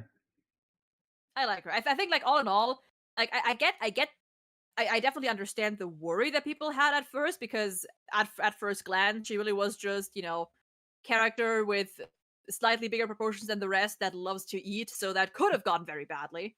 But the way they handled her was very good. Indeed. Main event for this update was, or actually, before we get to that, we had story quests that were added. We had a finale Ember Forged quest chain, which I believe was the. Oh, come on. Was that the one where you could just choose to like doom the entire world? Yes, that was the Nuke Natlan one. Yeah, well, not just nuke Natlan, just like nuke everything. I'm pretty sure. No, it was specific because I just did it a couple days ago. If you activated it, it turned all of Natlan into a phlogiston based thing. Yeah, but I feel like that would have infected. Oh yeah, it affected impacted, everything. like, But technically, only the people of Natlan would get nuked. yeah, that It's would inevitably have fine. impacted like all of Teyvat. Yeah, true. But yeah, so nuking Natlan quest. Also, Chronicler of the Crumbling City and Path to the Flaming Peaks quest chains were added. Yeah, I'm still so behind on the Natlan quest. Yeah.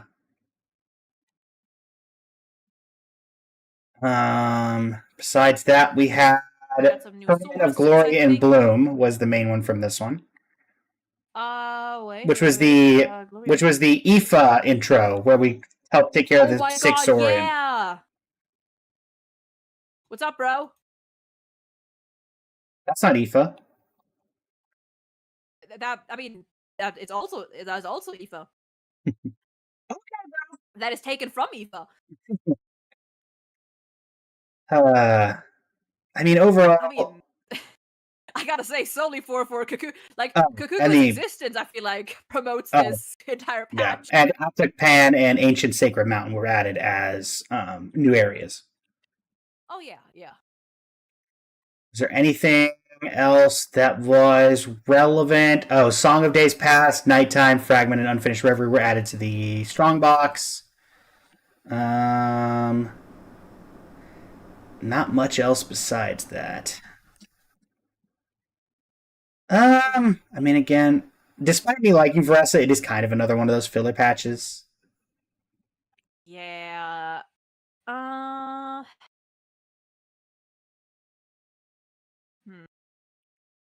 It doesn't look like there were any It doesn't look like there were any huge changes to Tori from what I can see. Hmm. Someone said Kakuku and a how. The artificial intelligence versus natural stupidity. I mean, there you go. Yeah, I think it's going to be fairly low down for me. I'm giving it the Ifan Kakuku buff. So it's another 7 out of 10, like around Inazuma Finale. I think that's like my benchmark for the 7 out of 10s. Yeah, I'm going to put it at like.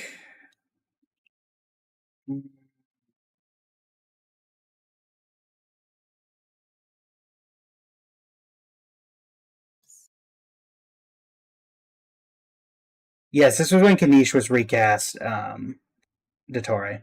Oh yeah, Jacob Takanashi, I think was his name. Yeah. I'm putting it midway through C tier, but right below 1.0. That's fair. Just because it was. Oh The my. Okay. event is. Okay. Before we get to the next banger, I need to take a break here. Okay, no worries.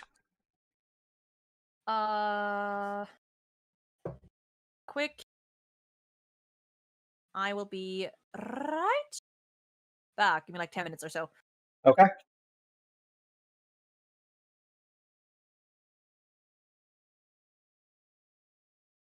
All right, chat. I will entertain for the time being.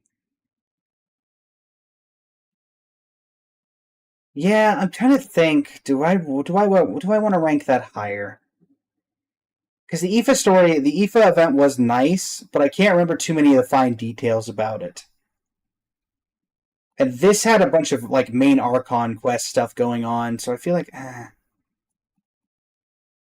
But ultimately, it comes down to I think it works that it ranks worse. I genuinely do not know.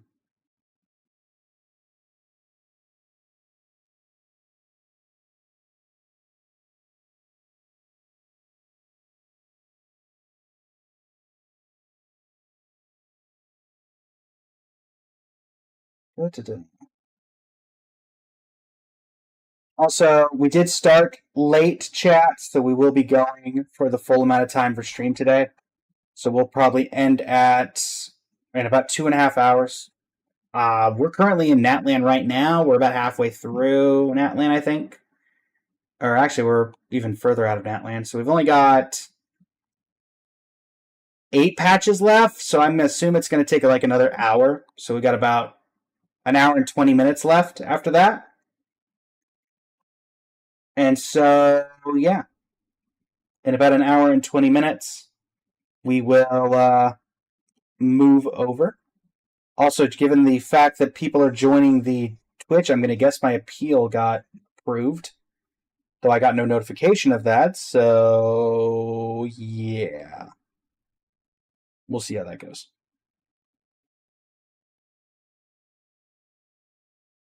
But we are simply waiting for Kim to return, and we'll be ready to go.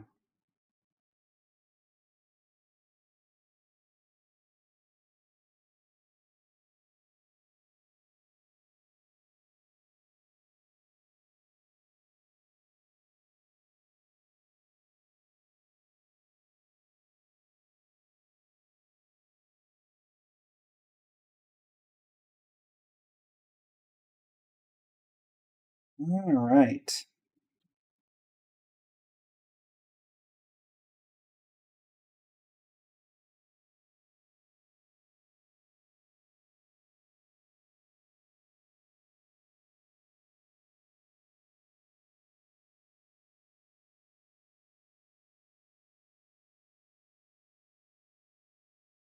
How's it going, Max? Welcome to the stream.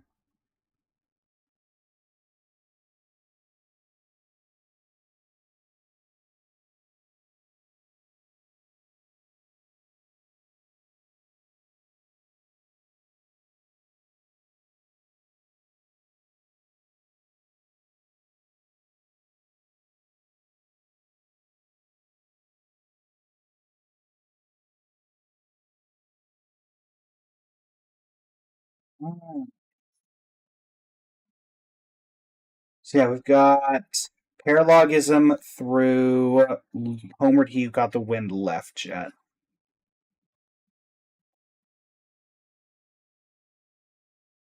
Which honestly, there's a lot of bangers in this. I'm not gonna lie.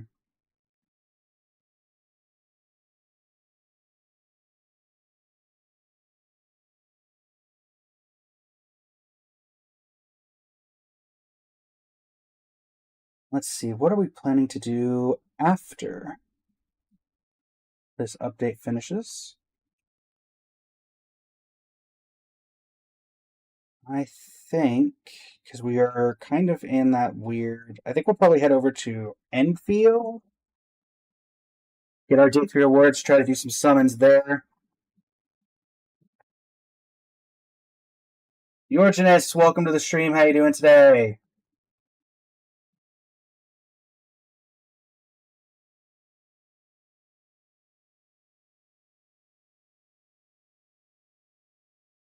Welcome back, Max. We are simply waiting for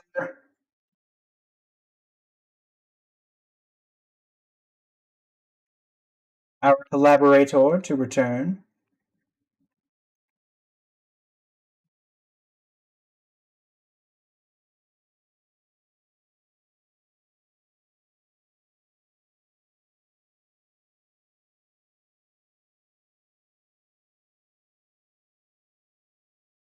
All right.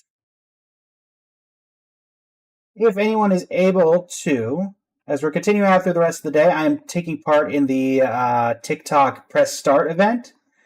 We get rewards based on the things we're able to accomplish and the things they give us. Currently, my level that I need to complete on level 1 is go live for 60 minutes, which obviously we're going to have that done by the end of the day. But also receive 100 likes during a gaming live since having hit start, which it has recorded none of them thus far. So if you're able to drop the likes, I think those are free. I see that we've already got a couple going in, so I greatly appreciate it very much. And yeah, we will be good to go as best we can heading in here. Let us see if we can get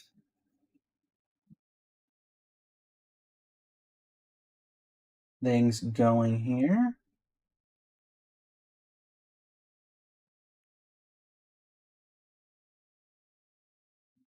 Right. Also, I will have the full VOD for those who missed the first half of this going up.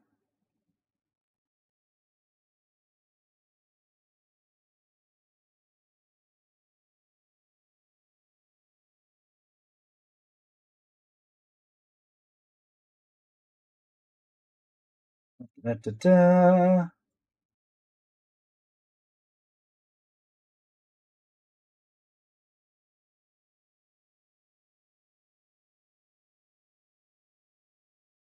Also, thank you very much, everybody. We've already hit that goal, so I greatly appreciate it.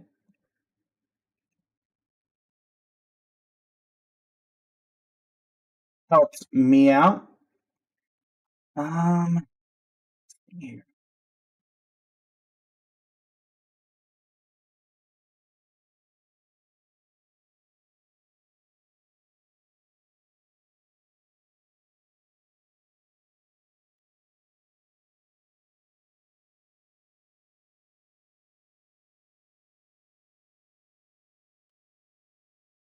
For those wondering, mostly just to the fact that Ken has been kind enough to partner with us for this event. That's why we're kind of letting the break take here. So.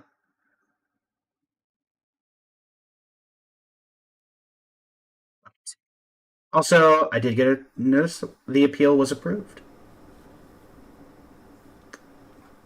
Lovely. Means we're actually going to have the Black Swan PNG. Welcome to the stream. Are you the Black Swan that I know or a different Black Swan? Could be either.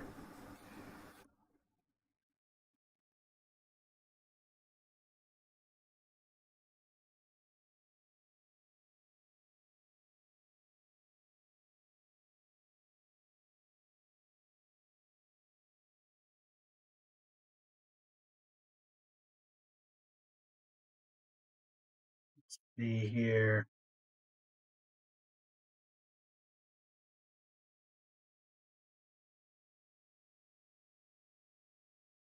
Hmm.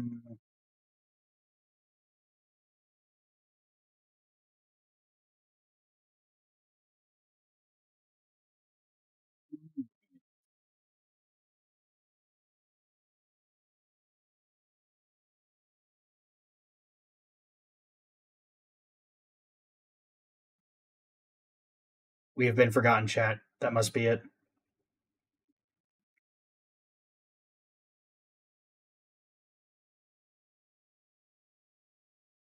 We have been forgotten.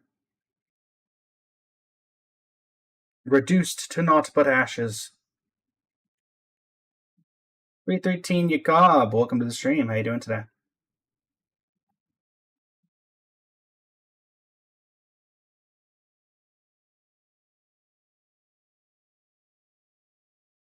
How long has it been, Chad? I'm not sure.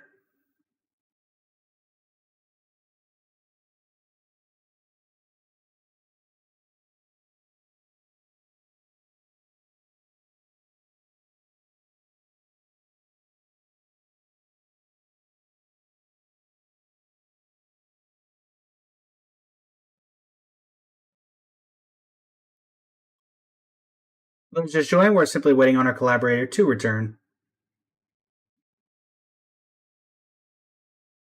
And then we'll continue. We'll be hitting the very end of Natlan and then heading in to Nodcry.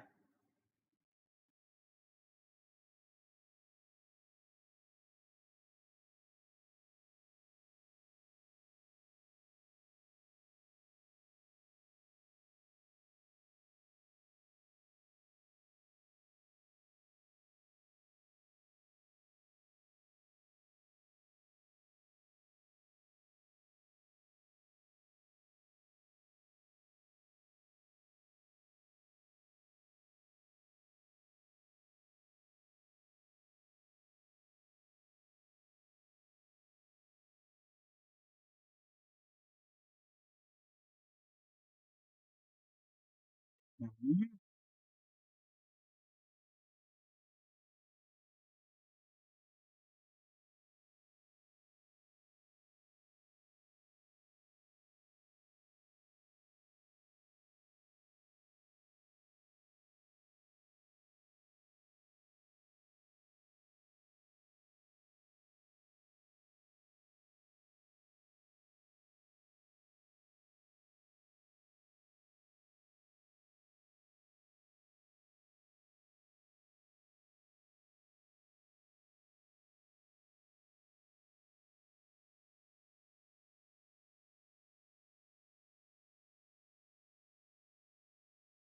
Also, happy birthday, Durin, I guess. Didn't realize that was going on currently.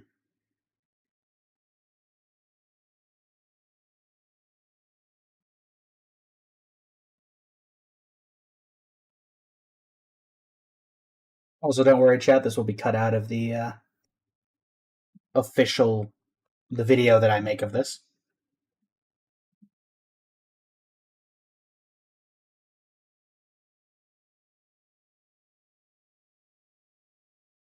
All right, I'm back. Welcome back. 1 second. No seconds. Only thirds. No seconds. Okay, there we go. I do have food, so if I talk a little less, that's why. No worries. Wow, you said you decided to pick a little less as we're heading into paralogism? Huh? I said you decided to get the stuff that would make you talk less as we're heading into paralogism, a space and time for you, and the Nocti updates? Wow. Listen, I the only thing I've had today were frozen strawberries. It is 5 p.m.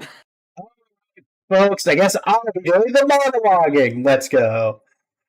Hell yeah, I want to chime in. Are you ready for 5.6 paralogism? Woo! Introducing Escoffier and the first 5-year-old in the game, Aoife. Wow. Hey guys, my name's Aoife, and I just turned 5. Oh my god, yeah, that was this event. Yeah, that was this one, right? This patch. I believe so, yeah. That event. Oh yeah, that was so. Oh wait, that event was a banger. Escoffier's event, Symphonist of Sense. Escoffier, one of the best supports to this day for the cryo teams. New quests. We had Escoffier's story quest and the interlude chapter, Act 4, Paralogism. Our first return to Mondstadt for a main story thing in a very long time. And our main event was the Whirling Waltz, which was the kind of catch a prisoner event that had everybody coming from across all from Natlan and Fontaine, getting to see Farina, getting to see Risley, Kanish, Aoife, Aurora, Kukuku, Escoffier, etc. And I believe, I forget who, there was some sort of NPC here that, was it Lapine Pauline again? I think she may have been in this. It might have been. Because I remember it being a really dramatic NPC. And there's not a ton of those. It was her, yeah. Additionally, let's see.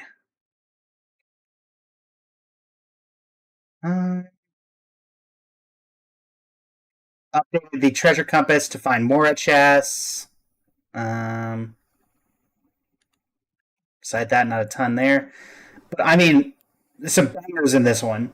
Escoffier came out. Gordon Ramsay herself. And Paralogism was a banger quest. Oh, dude, yeah. Gave us Durin. Also, just really, for the first time in years, let Albedo Aura farm. What? This entire time, I could make humanity. Yeah, really getting to see like, a lot of good character highlights. We yeah, got to see some more tidbits of Kayan Diluc. We've got just a general Montjak cast more. We learned that fucking Rhine daughter ate Nibarius. Yep. Just had an overall great time. Yeah, I will say, Escoffier, as much as I like her, and she like I use her like all the time. My God, they like from the front she looks okay. They really dropped the ball with her design in certain aspects. Like, why the apron? Why is it just an apron? Yeah. Also, can we agree that because we're both on the same page for this, at the very top where it says version 4.6, the second image they used for this is so much better descriptive of the actual. Oh yeah, for sure. The most hyped everyone was about this when the live stream came out was that we were going back to Mondstadt, not Escoffier.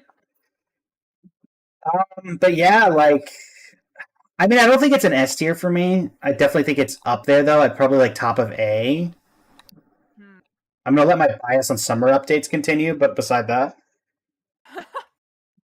it should be top of A if not for that. Yeah, like, the Moon Quest, incredible.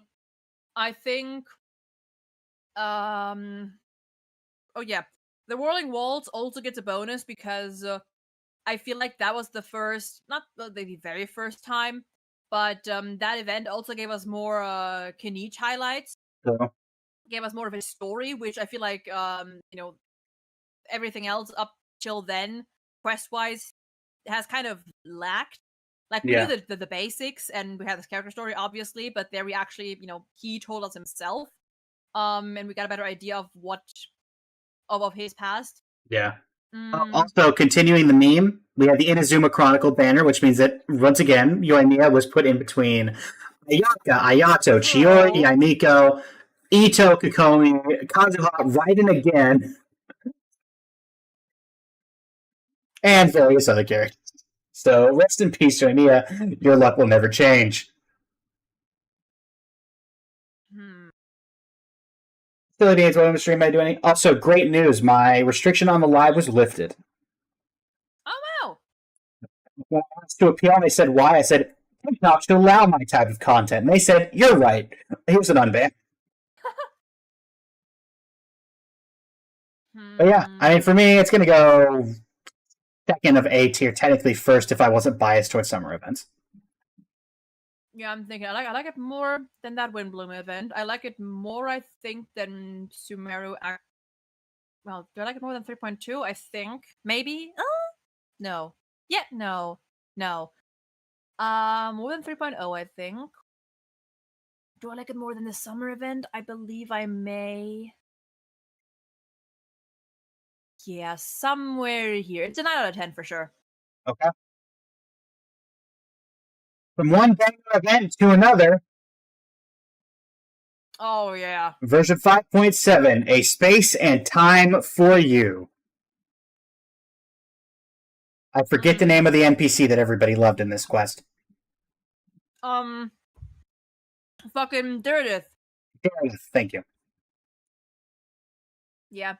It Diridith, was our first, or, yeah, one of our first, like, really, like, unique NPC in a main quest. Indeed. New characters in this one. Everybody's very hyped character, Skirk, and also Dahlia exists. Surprise baptism. I was about to say that myself, not gonna lie. New weapon appearances. We had those. New quests. We had Act 6, A Space and Time for You. We had the Skirk Crystalline chapter with Sertology, who was relevant. Stygian Onslaught. True. The pay to win event. Not event, endgame. I will say, Skirk's appearance was kind of out of nowhere. But What was I don't know. this? To me, it's a little odd. Like her appearance is just like being like, bam, there. It does kind of feel like, I don't know. I will say, I'm not gonna lie. Almost At 6 the versions in, but I'm not gonna lie. I'm not sure what this. The main event was Battle of Imagined Arrays, and I'm kind of blanking on what that was. oh wait. Um,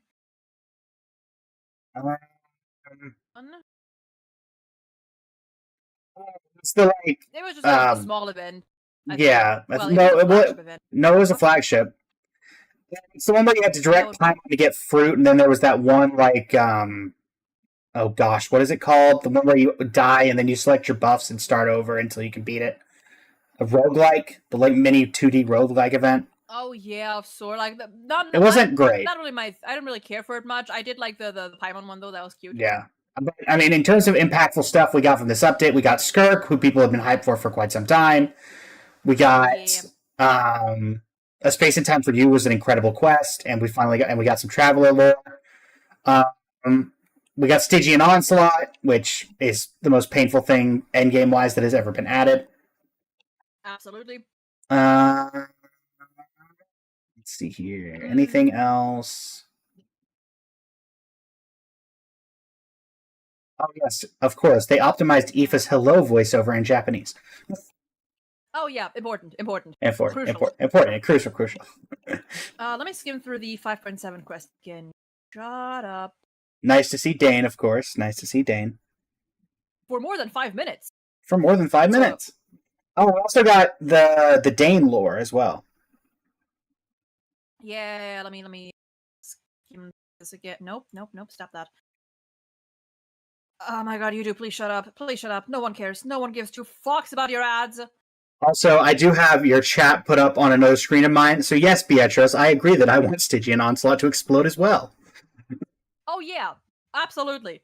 Maybe not the entire thing. The dire difficulty. Can we blow up the dire difficulty? See, that's what we made Diridith. That's that. The pacing in this one was a little weaker than Paralogism, I think. At the same time, I think it covered a lot more than Paralogism. Huh? I think it covered a lot more than Paralogism, though. Well, it was well, like lore-wise. Well, I think it was. I mean, Paralogism was more like Mondstadt focused. Yeah. So that makes sense. It did also have a bit more fluff, though. Perhaps. Like this. Not even by much, I would say. Okay, well, to be fair, there is one thing I will have to deduct points for, which is the Dane fight. That was just off-screen camera shakes. True. I'm gonna also, to be fair, we got to play as Dane, quote unquote. We had him in our party for part of this, which was kind of fun. Yeah, true. That was good. I'm gonna put it above. I'm gonna put it above. I think I'm gonna put it right above 4.1, below the previous Dane or the previous Dane quest. Carry Bear. Below Carry Bear, above 4.1 seems fair. Wait, hold on. Where did I put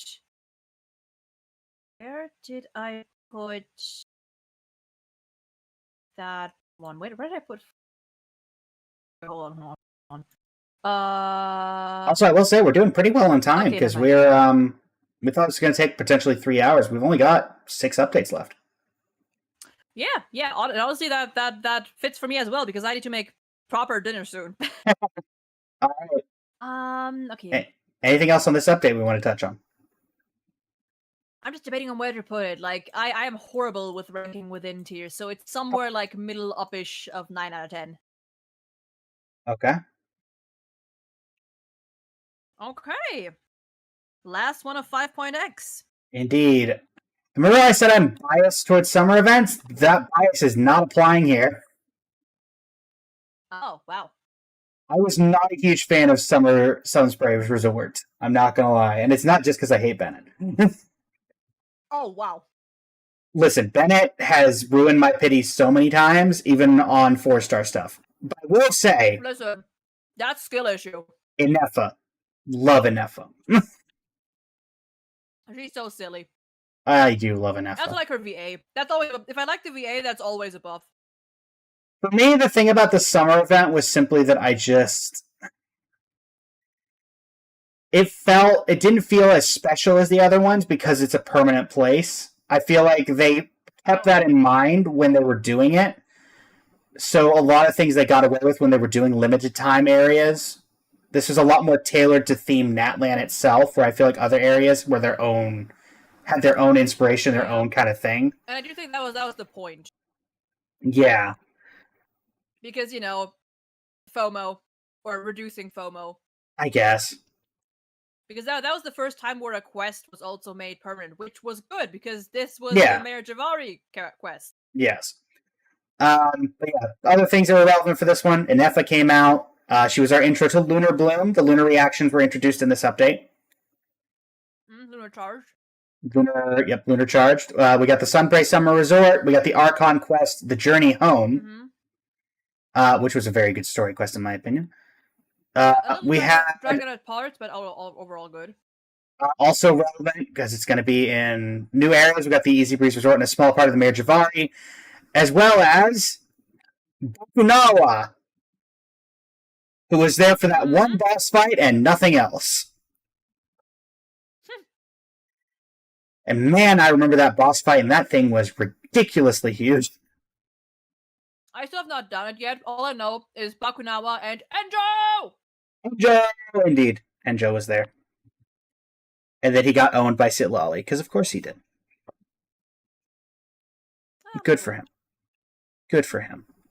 Jam Theater, any optimizations worth mentioning? Not really. After collecting a crystal core from the Crystal Fly trap, the gadget will now remain in place and no longer need to be redeployed. Nice. Oh yeah, nice.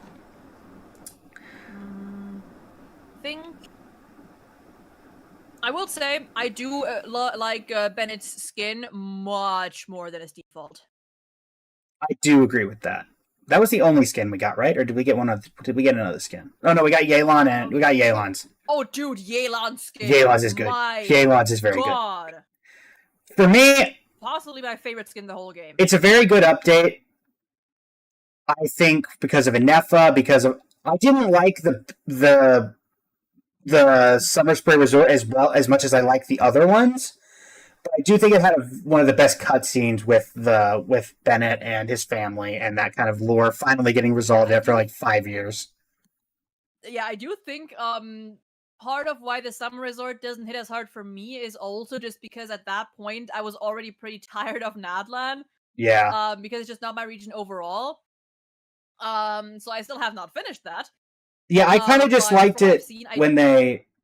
Oh, go ahead. Please finish. My apologies. yeah, I was gonna say like I do agree, or like I do acknowledge that it's very good, and also lots of lore stuff, Bennett lore, and also just overall Marjorian stuff. I just haven't got around to it yet, and you know, I have a bit of a negative bias for this one.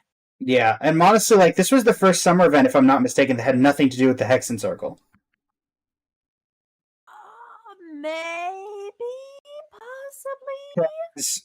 The first and second were Golden Apple Archipelago, which was brought to our attention by Alice because of the Dodeco and whatever. Then we Right, yeah, the had next.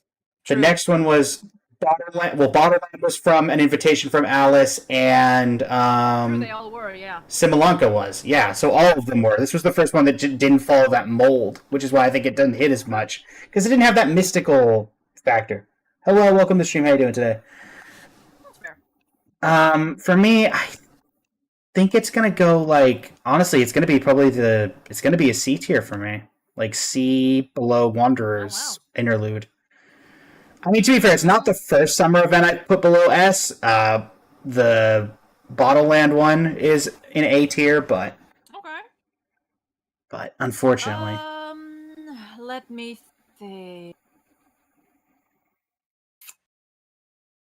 Do I like this? I think I like this more. Do I like Bottleland more? I do. I think I do because I am Kaya biased. nothing wrong with that. No. Somewhere middle 8 out of 10. Somewhere Middle-ish. 8.5 out of 10. Yeah, because like I considering what I've heard and what I've seen, I know it's good. It's just not necessarily for. All right. Version Luna 1, A Dance of Snowy Tides and Hoarfrost Groves. The introduction to Nodcry featuring Lauma and I want to say, who was after Lauma? Flint. Oh, right. Flints. Oh, no, so I know. Baby. Otter. Of Luna 1, we have officially hit, I believe, 2020. Oh, no, this was September 10th, 2025. Right. Yeah. Lauma, we got the Nihida, or we got the Chronicled Wish for Sumeru. Oh boy, we did. That's where I got my C4.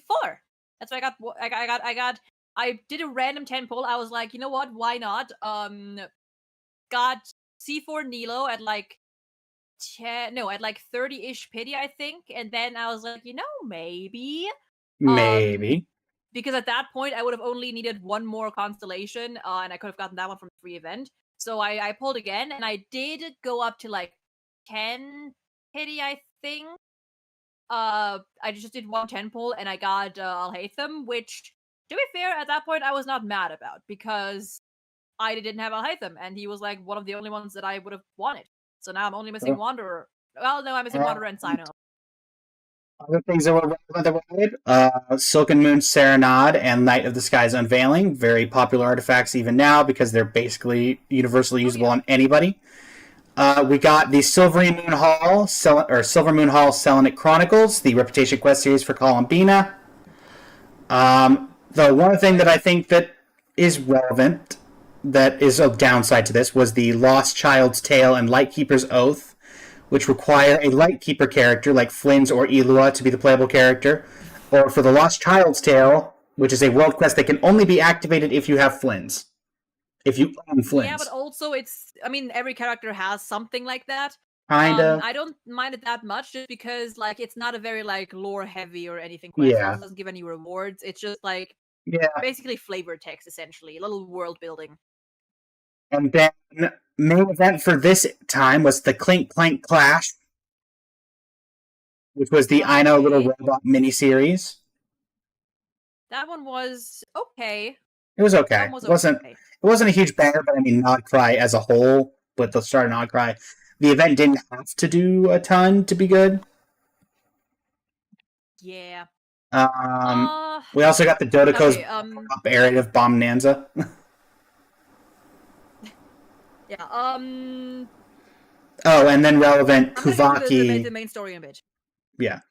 Kuvaki was the the Nodcry specific system, but also Yep. yes, we got it with Anefa, but I would argue that Nodcry was the big introduction of lunar Yeah, it reactions. was a tease essentially. Yeah, I would argue that lunar reactions were really a Nodcry thing. Yeah. I will And say, of course, to temper aesthetically. thyself. Oh, go ahead. Oops, sorry. I will say aesthetically and musically, Not Cry way more up Peak. my alley. Oh, Like hitting like Fontaine levels. when that live stream hit and we heard Dude, when we heard the battle theme.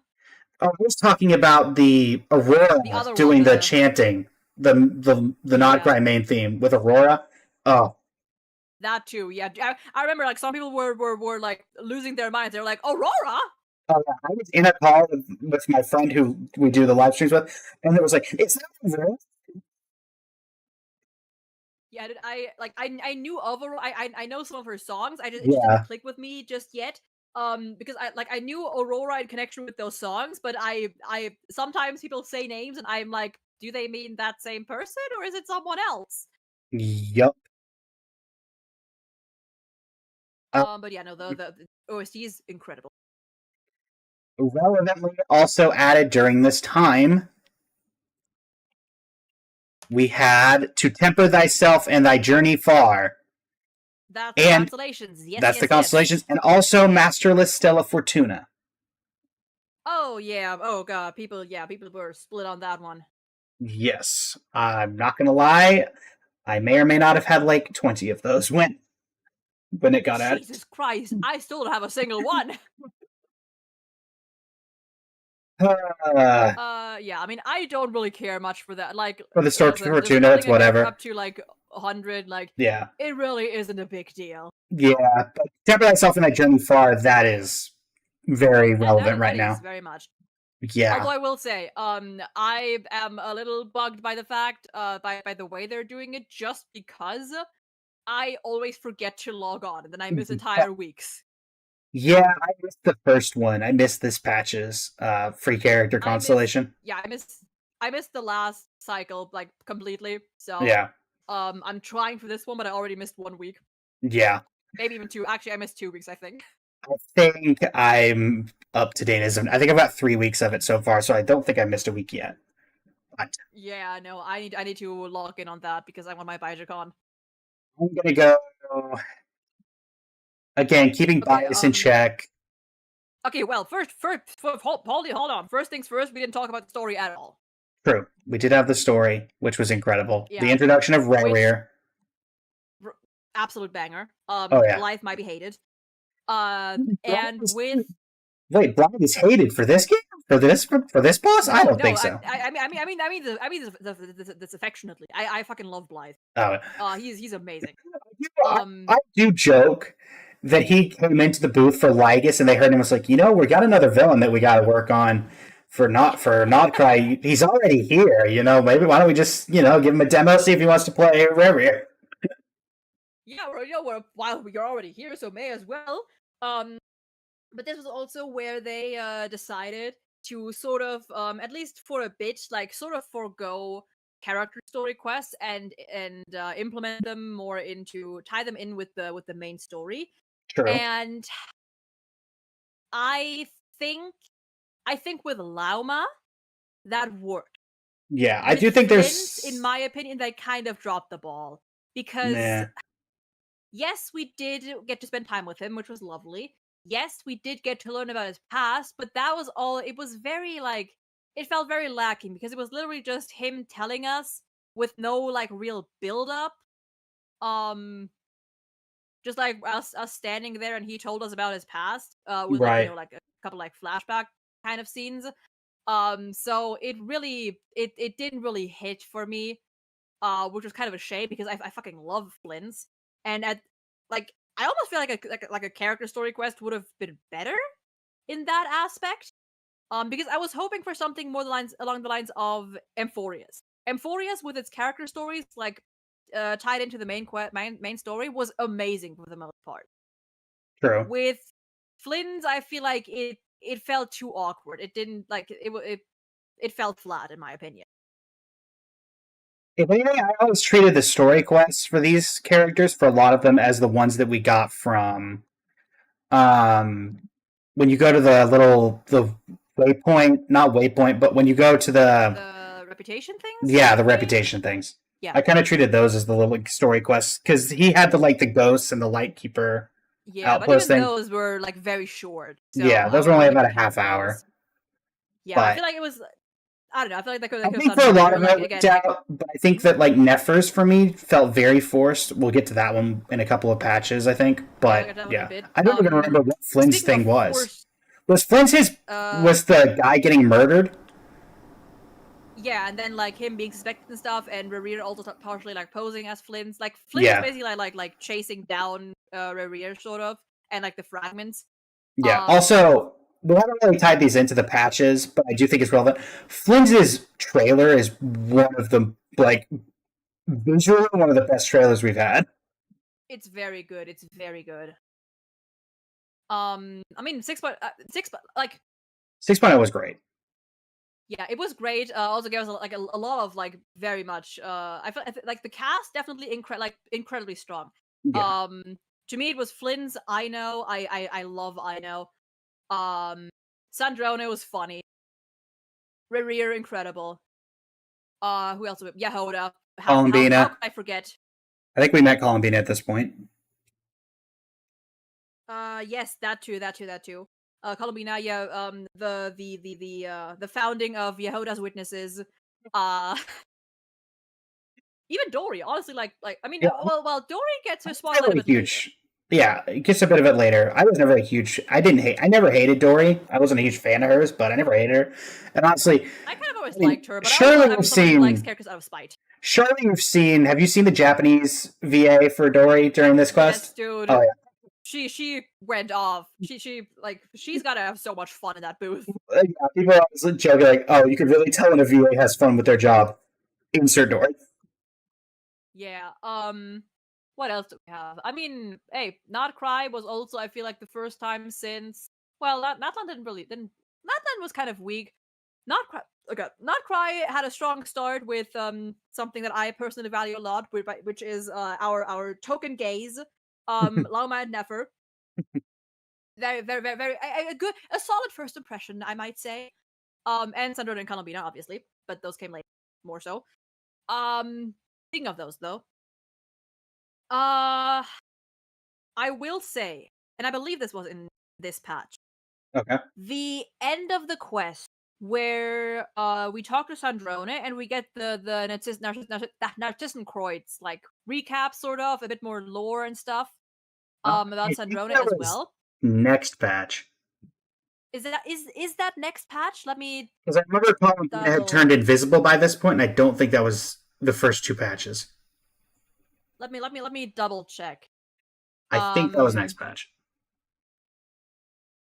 no, I don't know, not Act 1. Where's Act 2? There we go. YouTube, shut the fuck up. Thank you, Pigeonette, for the follow over on Twitch. Really appreciate it. Yes, YouTube Premium. No, go fuck yourself. Oh my god. Shut up. Because I'm like almost positive that was oh no, that was. Oh no, never mind. That was 6 point. That was the next patch then. Okay. Because I have something to say about that. Okay. But then we'll get to that in a bit. Where are you putting 6.0? Honestly, banger start. Might put it. Oh, well, am I gonna put it at a 10 out of 10? Hold on, let me skim through that. Strong start. Meeting with them, meeting Lauma, meeting Columbina, also very good. Nefer, more Columbina. To that. Can you ever have enough Columbina lore in your Nodcry updates? Truly. Oh yeah, this was also where we had the Lama's quote friend, former friend, whatever, who then fucking died if I remember correctly. Right, where we infiltrated the bureau. Okay, maybe not as strong. I'll put it at the bottom of bottom of 10 out of 10. I think Bottom of it's a 10? really strong. Okay. Well, heading into Luna 2, an elegy for Fated Moonlight. Characters that were released during this update were, as my screen loads it. Never. And our mannequins. Because this was the True, Wonderland, Miliastra. Miliastra. Secret Beneath the Sands, Nefer. And the Wonderland Mannequins. Okay, off the bat, I do have to say, and Lenny, I apologize. I know, but I apologize. Nefer, waist up, has one of my favorite designs in the entire game. But why is she wearing basically nothing down, like, below? She's basically wearing panties with a little cloth in the center. Like the top half is gorgeous, absolutely stunning, and then it's just leg. Lama was the same, but with Nefer, it strikes me even more because I love her color scheme. I love everything else about her. She was contestant for my favorite character design, like female design at least, in the entire game. But then that. If I can add on to this update as a whole, something related to Nefer. You said earlier you didn't mind that there was that one Flynn's quest. Now look at the world quests that were unlocked for this update. And how many of them required specifically Nefer. Yeah. But I wouldn't even count these as like full quests. These were like little like not even weren't these like just like pop-up speech bubbles? I mean, even then. Pretty sure. I think there was still. I don't really mind that personally, but I kind of get it. For this one in particular, the fact that you added 1, 2, 3, 4, 5, 6, 7, 8, 9, 10, I think, world quests, and 9 out of 10 have to have Nefer. Yeah, I just think like calling these world quests is like these were like maybe like 5-minute little things. I mean, true, like, but still. Like if you like just look at one of them, like the dialogue, it's basically nothing. It's like probably like one anecdote of yeah. And then Song of the Welkin Moon Act 3 and 4. If this is the one that I think it is, this was an absolute banger as well. Is this the one that we got Rare's backstory with the Lindis? If it is, then yeah, that's absolute. Let me and 6 point. That was also where we met Varka. Woo! True.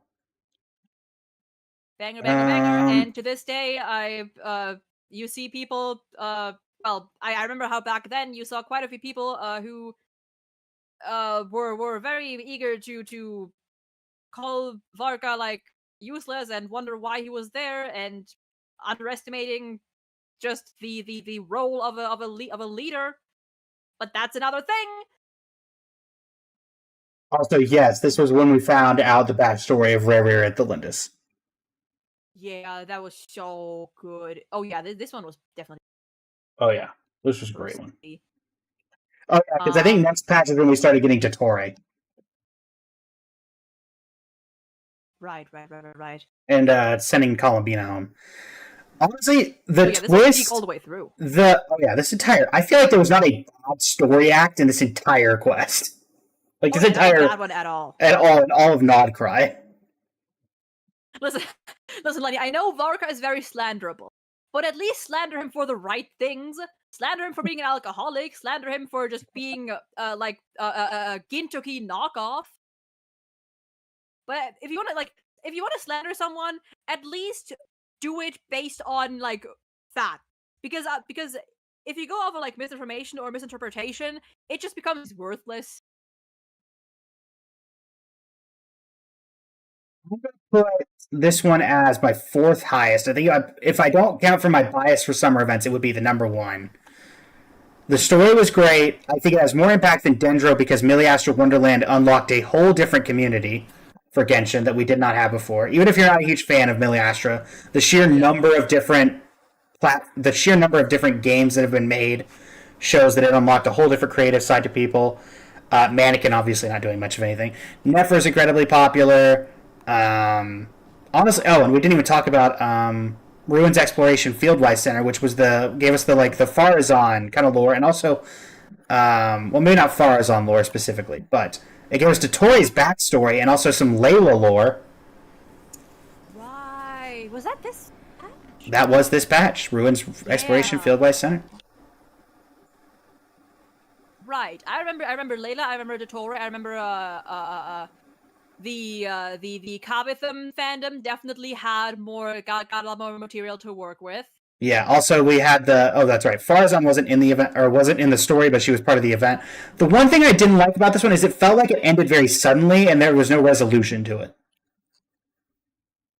That's fair. I think did I finish that? I don't remember the ending of it. I need to go back and... You did finish it, but it did not feel like it finished itself, because what happened was we went down, talked to I think it was a cat that was stuck in... Yeah. It showed us the cutscene, and then we got kicked out, and that was the end of the quest. Yeah, pretty abrupt. It was very abrupt. It did not feel like we had finished the quest. It felt like there was an entire part of it missing. Yeah. Also, Ghost, the Shenhe quest, aka the interlude, is right here. And also, where is it? Oh yeah, just on my side, Lenny. What was I gonna say? Oh yeah, Lenny mentioning, because I was going on about Varka and stuff. Yeah. Lenny mentioning like the only people not drunk, only Mondstadt character that are not like alcoholic or don't like to drink are playable characters minus Venti and Kaya. Kaya is also an alcoholic, and Rosaria. Sure. So also, even among the playables, we have a few. Also, Dance Dance Dynamic Disco wasn't voiced, but we did have the interaction between Nilou and Mualani. Oh! Also, when you say, should I do Varka's story quest? I would say so. No reason not to. It's so good. It's very good. So good. But we'll get to that later. It feels like more of an interlude. True. But we'll get to that later. But yeah, for me, I'm going to put it like top of S tier. Millie Astro Wonderland was very hyped. I've played it many a time. Yeah, for me it's second highest, because at this point I just gotta commit to keeping Parade of Providence in the top spot. All right. Anything else we want to talk about for this update? I think I'm good. The question was just amazing, especially like the discussion it sparked about like Riria's and Thelinda's like as characters, and people, expressing their assortment of opinions, some of which we hope we get more Reria. Others.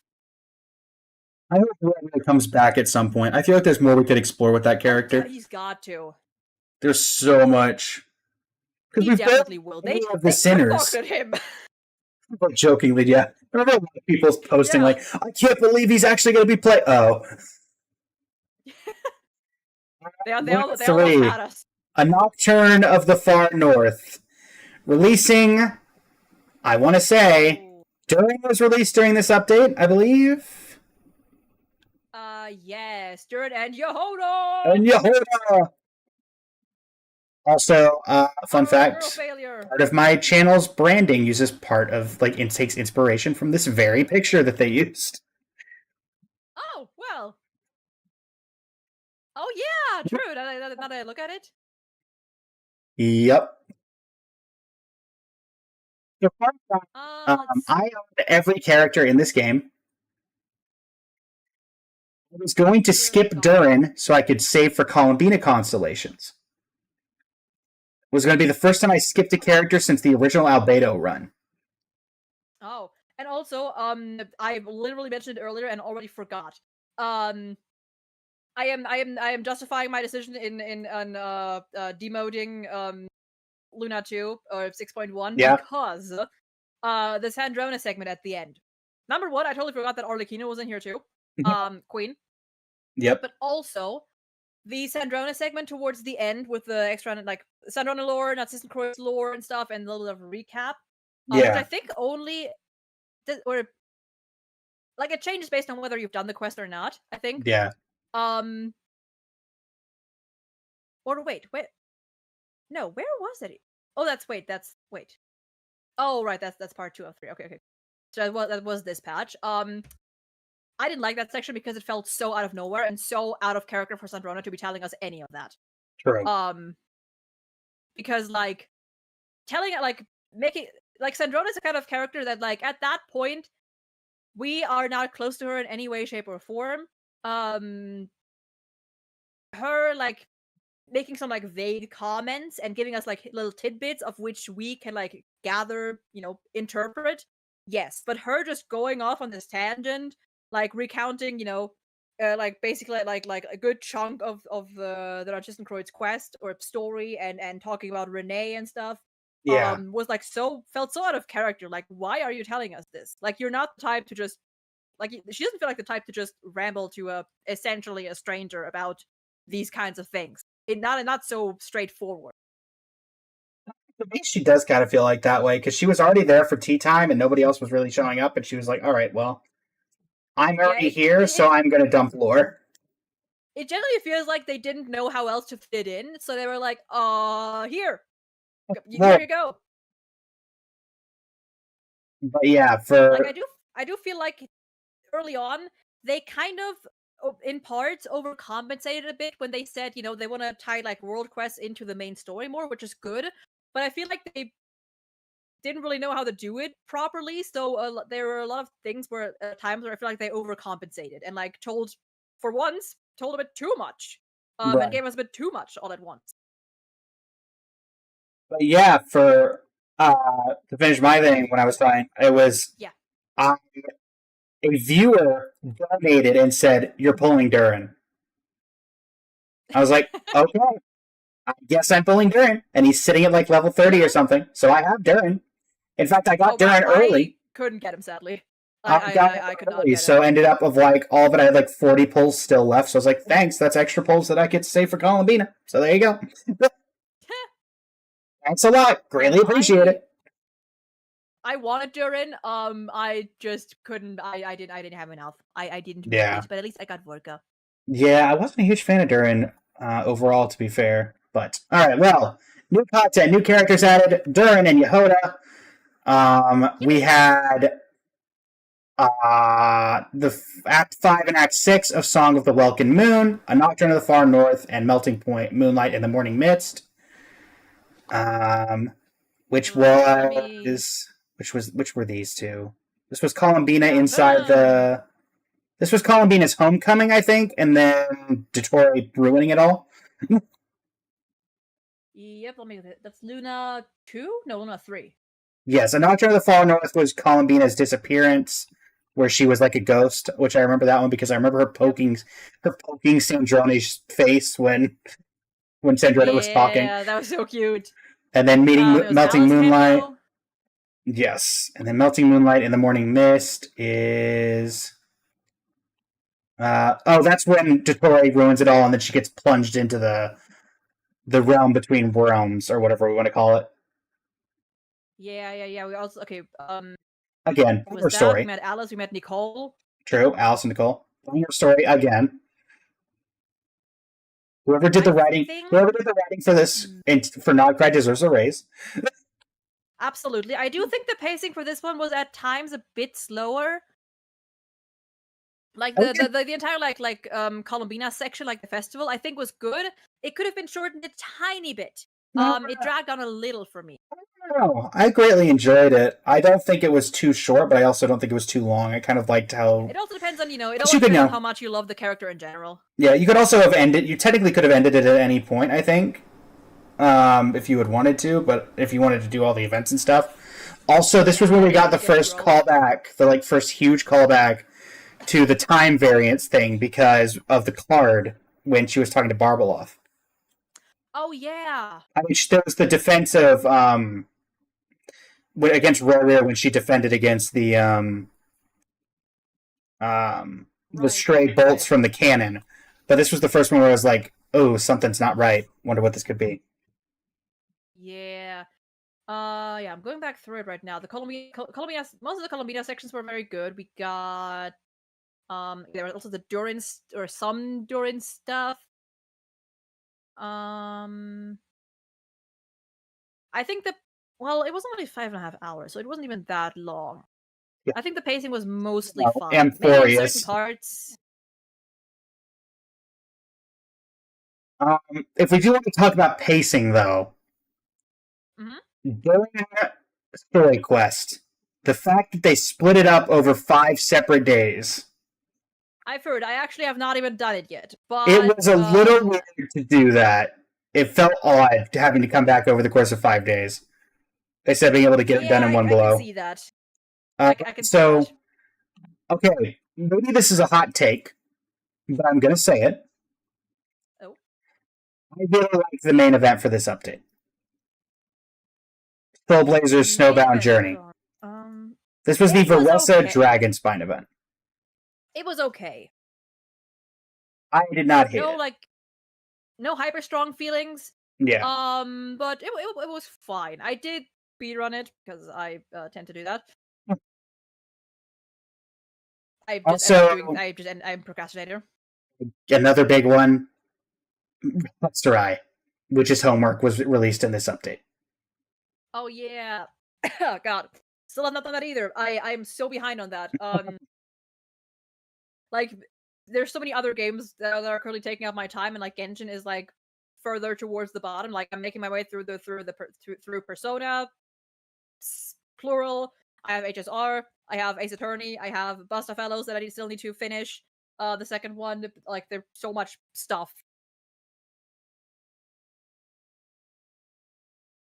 Other relevant things that were added from the optimizations. Increase the reputation XP from bounties, requests, supply, and Archon quests by 100%, so That's basically very doubled good, it. And increased world quests from 20 to 100. We had the combat optimizations for Venti and Klee. Oh yeah, right. We had increases artifact definition with sanctifying elixir from 1 to 2 times each version. Oh yeah. And adjusted battle pass missions for Imaginarium Theater to carry over to the next version instead of being cleared at the beginning of the next patch. So it would carry over and you wouldn't have to do Imaginarium Theater again if you've already cleared it. Oh god, yeah. So, just decent quality of life things there. I mean, again, it's a banger update. Plus, Hexerai introduced the option to buff characters, which we didn't think was possible up to this point. Though I don't know why Duran and Varka had to have a Hexerai secret right, I guess, except for the lore. But at this point, why are we buffing the character that just came out? I'm thinking. I think it's better than Miliastra for me. It's going to go above 4.1. I don't think I'd put it there. I think I'd put it. I might put it in between. Still 10 out of 10, but I might put it like somewhere in like middle, lower endish. Do I prefer it over 0.0? I might. Well,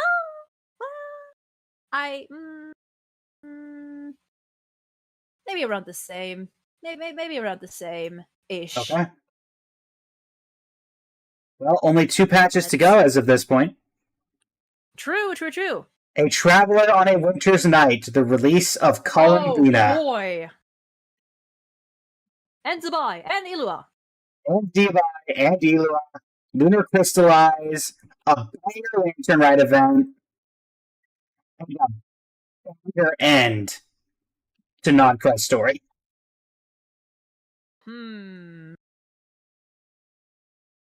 Let me. So we had Yao Traveler's new outfit, Yao Yao's outfit, and Mel's Gift, Nuvolet's outfit. Oh yeah, banger! All bangers. And the main event was a Lantern Lit Ode to the Silver Moon, the Lantern Rite event with Zabai. I loved that event. It was one of my favorites for Lantern Rite. I have not fully finished that yet. I just think it's a good one. Zabai as a character is really cool for me. Also, I may be biased. I forgot that these kinds of events are like made permanent now, or that event was permanent. So I like sped through 3/4 of it, like the last day before I realized, wait, I don't need to do that. Yeah. Also, I think this is when we got that stupid horse outfit. Oh yeah, fun.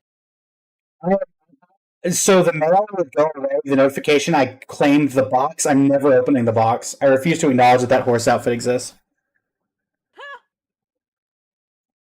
But, I mean, for me, this is going in S tier, like, top of S. Dottore was incredible. The VA for Rareware is great.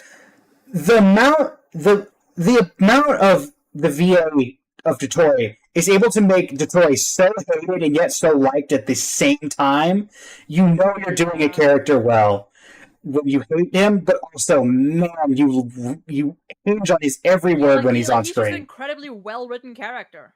He's a well-written character, and they got the perfect voice for Dottore. Absolutely. Every enemy we had in Nogfly was incredibly good. Rareware and Dottore, Oh yeah. best cast of villains we've had up to this point. Sorry, For sure, Capitano. for sure, Sorry, for sure. Capitano. If we have to pair, Capitano wasn't a villain. true, he's kind of a Well, at the start, he Just looked like a villain. antagonist.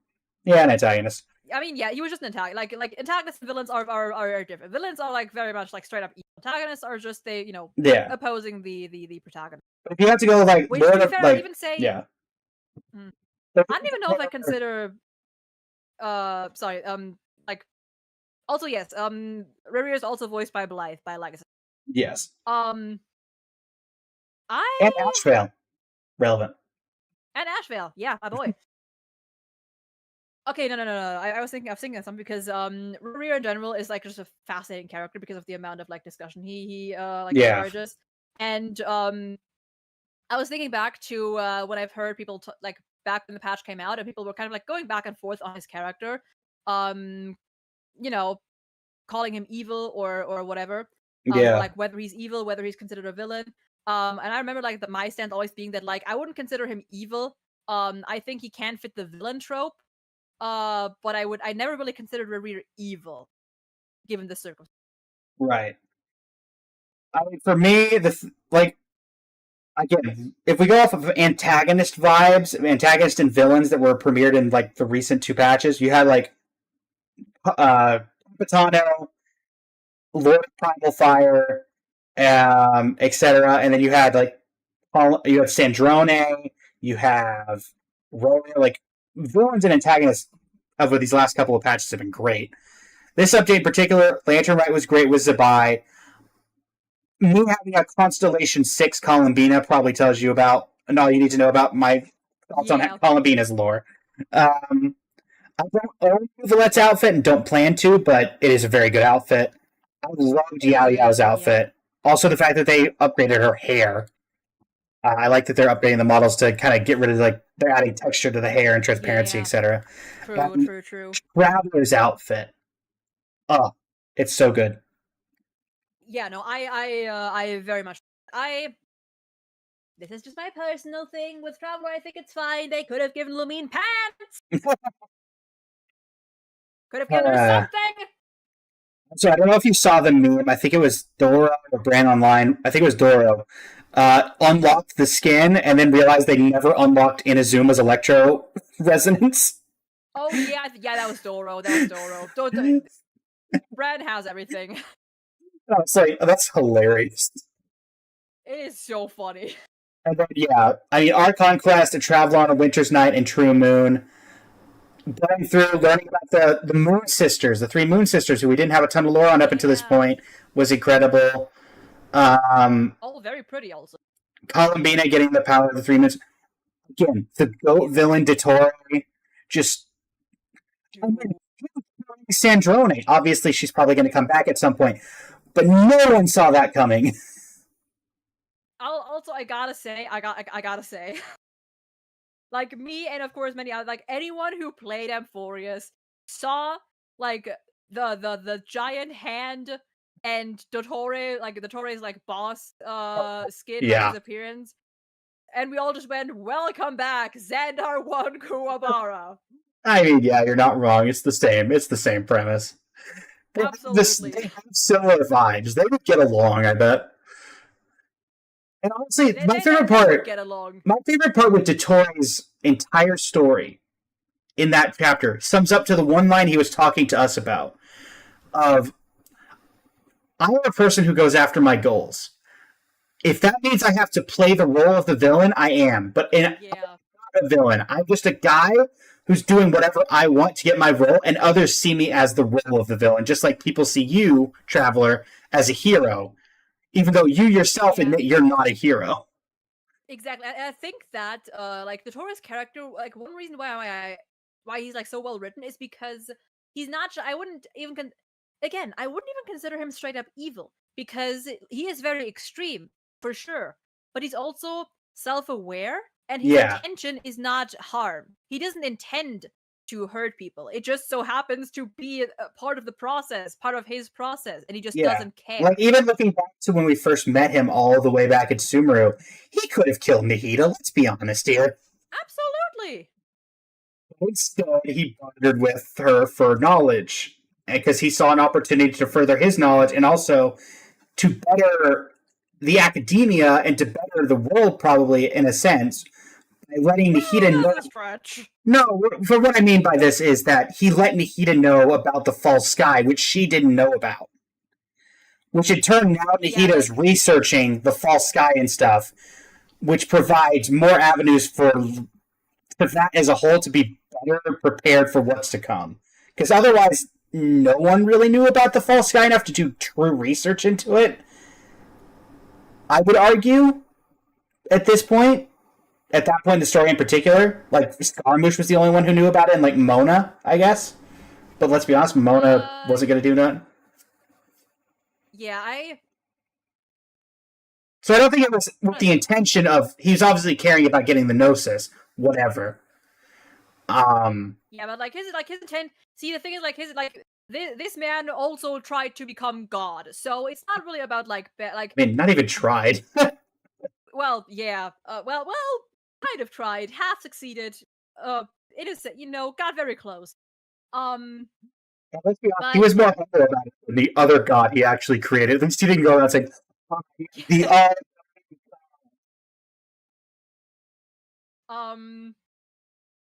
Yeah, I think like the thing that makes Satoru so interesting is because number one, he's not like intentionally like intending to harm anyone. It's just like it's just part of his research, and if it happens to if it happens to come with mass destruction, whoopsies.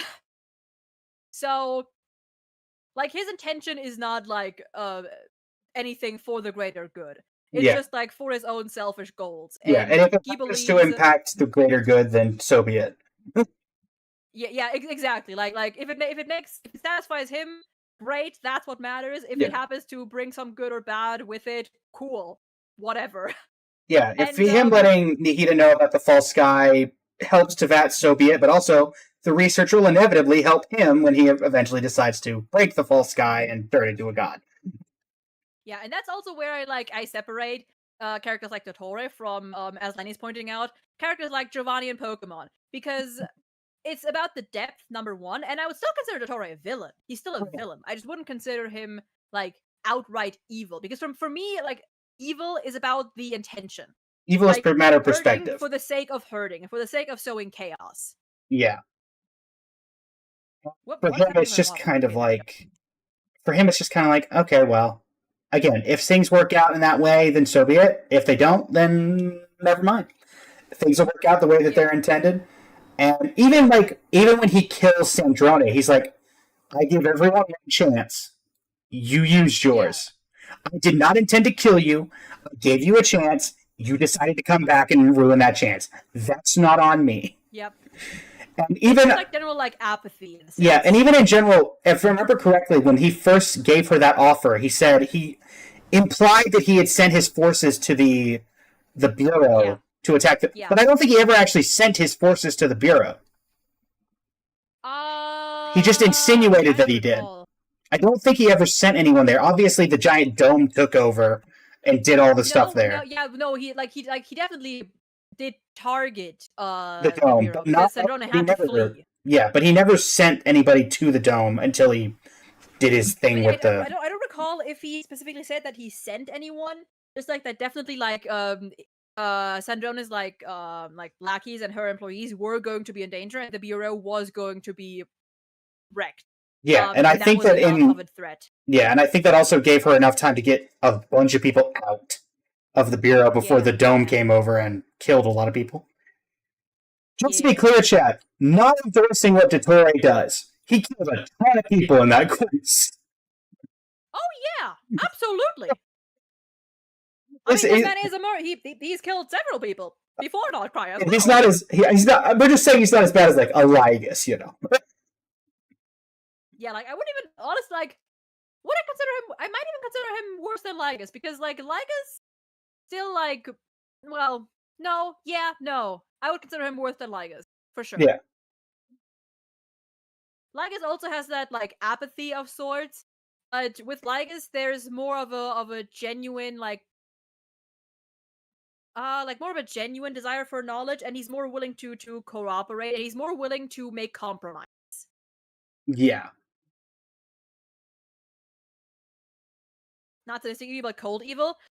Yeah, like to me, like the definition of evil is very very subjective. To me, Yes. it's to me evil has like the intent to harm. For like no not even for like no other reason other than to sow chaos. Like basically like it is very like one kind of like a one-dimensional view of it. To me, that is what evil really means. Like I wouldn't consider Scaramouche evil because yes, he did intend to harm and kill a lot of people. But not for like the sole reason, like not for the sole informed reason that yes, what I'm doing is bad, and I like that. How's it going, guys? Welcome to the stream. I mean, yeah, it's a. It was.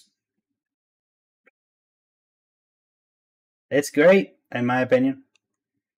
Huh? Oh, is this also the update where they increased the resin cap, or not the resin cap, but the resin, the condensed resin thing from 40 to 60? I do not recall.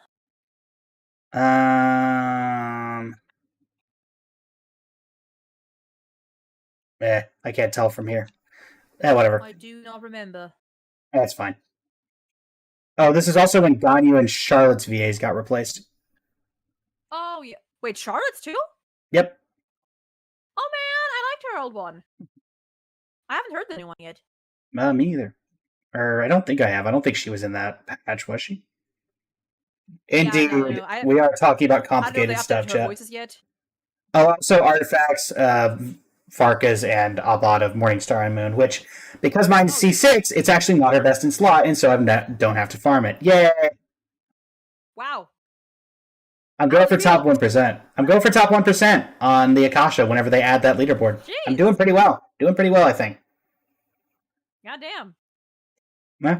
I need to check my Akasha again. I need to update my Needle build, check where that's at. But also, for me, yeah, this is going top of S tier. Probably overall, even more than the summer events for me. This entire update was great. There we go. And honestly, like, the amount of the lore we got for this Lantern Rite was so cool. True, we did get a lot of lore. Zabai was so cool. Zabai is, yeah, I like a character. Not also that's Zhongli, Heaven Star. Oh boy! More teasing of Zhongli's unlimited power that we never see. Oh dear. Also, let's see. Do we have much else? I'm sure you've seen the meme of like the two kids walking up. Granny, what do you think? Granny, what did you call me, you rapscallion? I don't know if I saw that. Zabai gets called a granny, and so she just loses it on two kids. Oh A bunch of people have been making memes about it. Oh dear. Yeah, for me it's second highest after Bright of Providence. Okay. And that will put us to Luna 5. Homeward to he who caught the wind. A new character, only one. Knight of Boreas, Varka. And we're also not going to acknowledge the Mondstadt Chronicled Witch. Let's just not acknowledge the very bad banner that is the Chronicled Wish. I'm not wrong. let me wait for this fuck ass ad. There we go. Okay, just I have the okay. So I don't now I have to keep reminding myself that what we got wasn't actually interlude, but it was Varka's story quest It because was they may as indeed. well be the same. It very well may as well have been the same. Yeah. That quest though, absolutely incredible. It was great. Absolute banger from start to finish. What are the things we got? We got the Nameless Bloodstained Monument World quest, the one that unlocks his weapon skin. Right, I have not. I still have to do. I have to build my Yeah, I Varka have to before I build do Varka that for that. one. And then we have a new Mondstadt one called Stories to Seek the Glass and Scroll, which apparently has to do with something to do with Varka, I guess. I don't know what it is. No, this is part of his. It's not a story quest. It's part of his world quest. They some reason put it in a separate thing. Yeah. Oh, it's his homework quest. Oh yeah, it's his homework quest. That's it. That's why they put it in world quest. We also got the Nodcry layout, which I was honestly hoping would be closer to Columbina's Silvermoon Hall than what we got, but whatever. Anything else that was relevant that was added in this patch? I have not done the event yet. I heard the event's very good. Oh yeah, this event has been incredible. Yes, this event has been absolutely incredible. They've even been teasing a return to the Golden Apple. Now that Varka's back, because Varka wasn't part of it, so they're saying they might go back with Varka. Oh hell yeah! I love that. Bring back Golden Apple and make it permanent this time. Oh hell yeah, please. Okay. It wouldn't do that much. There's not a lot to do there. It'd just be for to service the fans at that point, to let us have Golden Apple. It's a bunch of islands, even if there's nothing there. Just let us have this. True. I still remember breaking under the Golden Apple. Stuff in general. This one, it's going to go right below Columbina's for me, I think. Yeah, above the summer events. No main story. Technically, it's a very strong.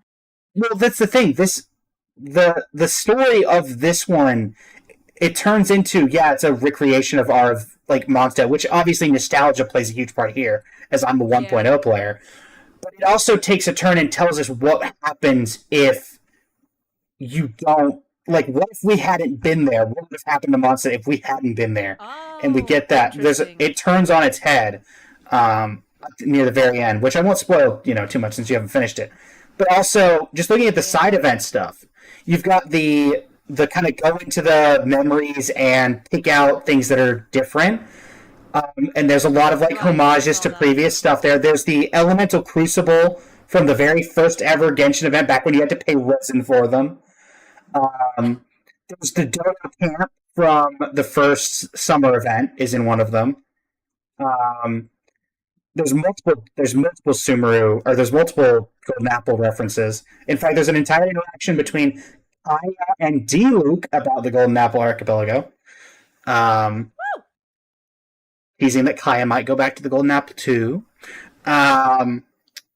There's just so many fun references inside that. Then you've got the drinking event, which honestly, the drinking events have been so underrated. I love the drinking events. There's not a lot to do. I like them. But it's just nice getting to talk to the characters. And then we had the flying event's kind of whatever. It's the weakest of the ones in my opinion. Yeah. And then there's the Jean combat event, which is kind of funny seeing a spectral Jean just straight up one-shot enemies because, Jean versus what everybody thinks Jean is. Yeah, I've seen the main thing I have seen is talks about Jean. Yeah. And her character. Understandably so, I would say, because listen, this entire patch has sparked a lot of debate over Jean and Varka's character. And their writing. Yeah, honestly, in my heart, as a 1.0 player, Jean will always be the Grandmaster of the Knights of Favonius. I mean that's Varka's intention as well. I do agree that Jean's writing has suffered a lot. Due to probably also being a launch character and very one note. But again, it's also important for me. It's also important to differentiate between the characters themselves and the writing, because Yeah. I can love the potential and the concept, but but you know, even if the writing's bad or the writing is like flawed, that doesn't immediately impact my enjoyment of the character themselves. Right. Yeah, like for me, this is one of the Yeah. best events. The nostalgia and it's just right. The event's great. Character. I'm not a huge fan of Arca. I won't lie. I do love have it. him, and I did end up getting his weapon off of randomly, just getting it off of a random single pull. I'm still pulling on the banner. But Yeah, no, uh, I love Varka, but also like I love those kinds of characters. So, like the Gintoki alike. but yeah, Yeah, no, I mean, I really like him. I greatly Um, enjoyed it. I might put it 9 out of 10, but somewhere around 5.7 and Sri Lanka, that area. Also, I will say, Traveler's Tales Moon Ghost chapter. This is the one where we got Godwin getting absolutely roasted by Varka for staying outside of Mondstadt for 6 years. If I were my good friend left Mondstadt, didn't come back for 6 years, and it turns out he was outside and never came to visit the entire time. We're breaking up right then and there. Sorry, you're cutting out a lot right now. Oh, my apologies. If I was Glory, his girlfriend, my boyfriend lied to me for 6 years, was right outside Mondstadt, Yeah. and instead of telling me that and spending 6 years with me, he pretended to be gone when he's been standing outside the entire time. I'm breaking up with him then and there. I would dump his ass so fast. Like, Jesus, dude. Okay. Yeah, for me it's like middle 9 out of 10. So Amagami in my chat asking, since it's been a topic, Dottore is obviously alive, but people debate whether he's in cahoots with the Saritsa or truly gone from the Harbingers. Truly gone, in my opinion. I think truly gone.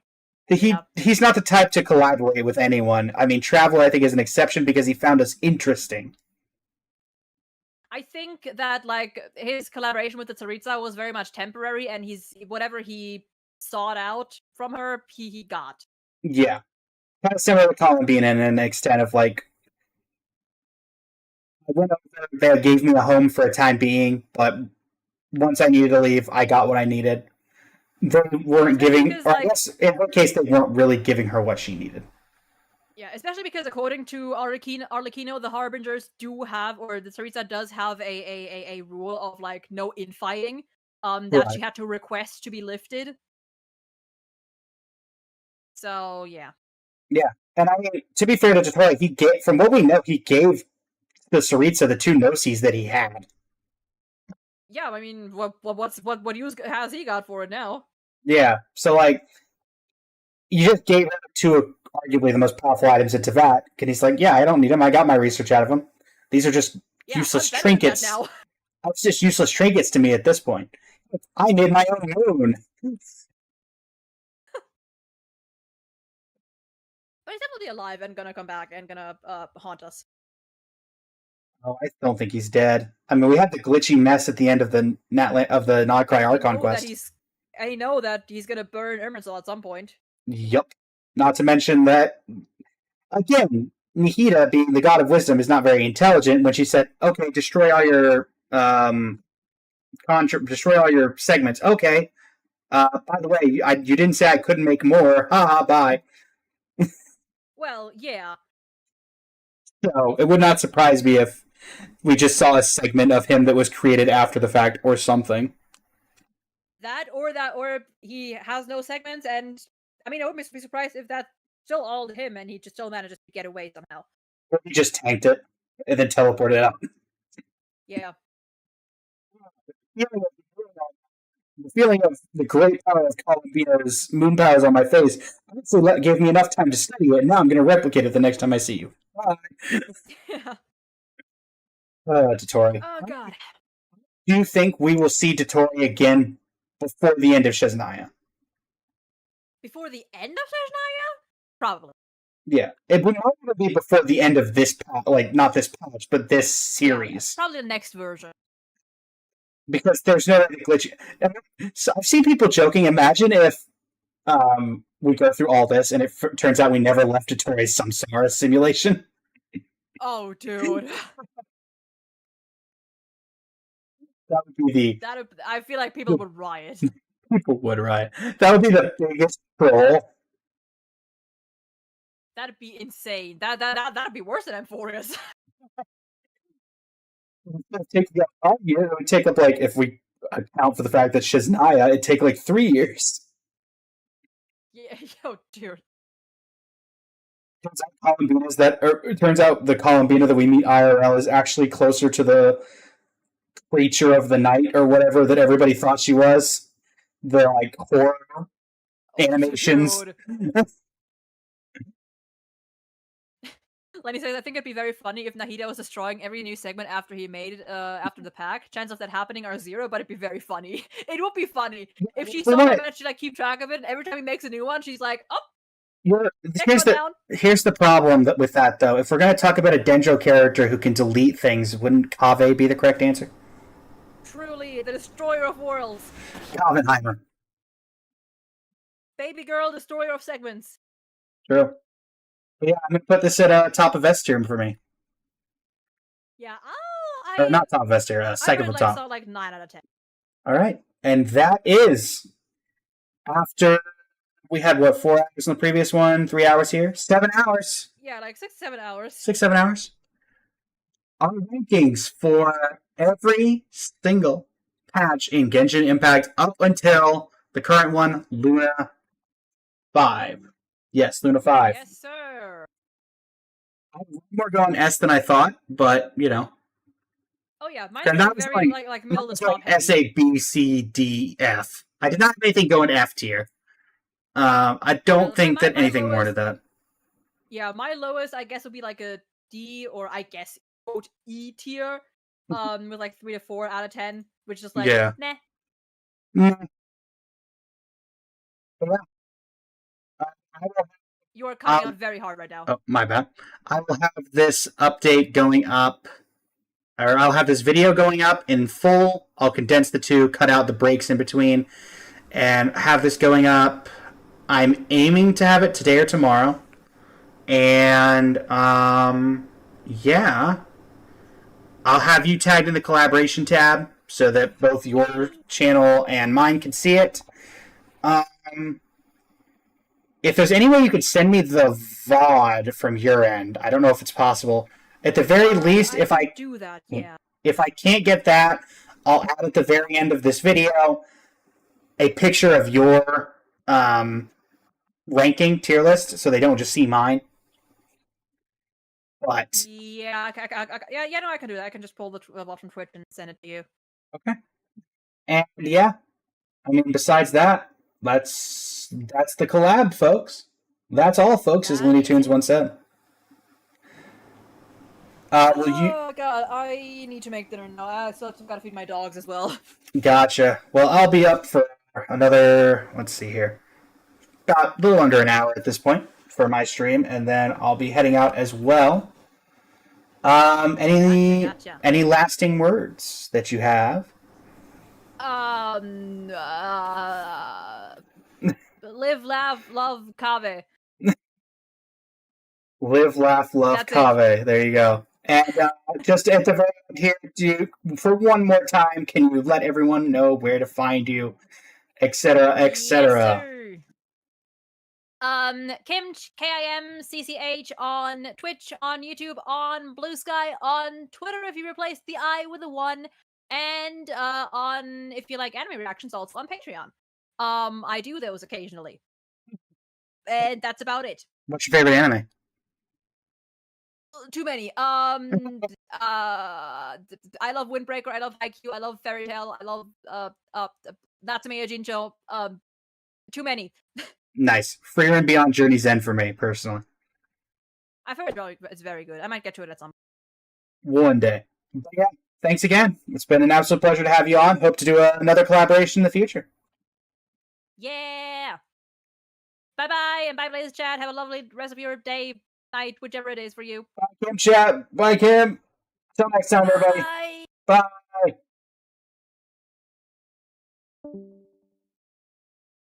All right, everybody. And that is a collab. It's been an absolute pleasure to have everybody. It really has. And yeah. We're going to go ahead and head into Enfield for the last hour of the stream, as I mentioned previously. Let me download this tier list so we can have it. I'll probably make a post about it. Where's my download? There we go. Download image. Perfect. Tier list successfully downloaded. All right. So let me go ahead and close out of that. And we will boot up Enfield.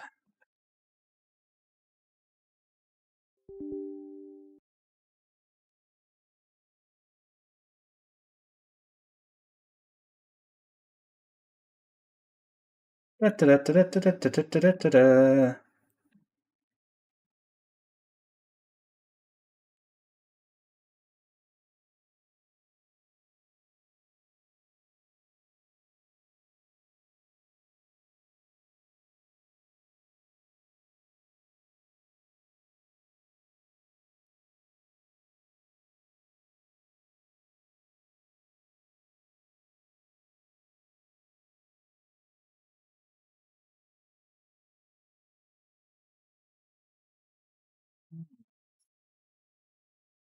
Enfield is booting up, folks. Arknights.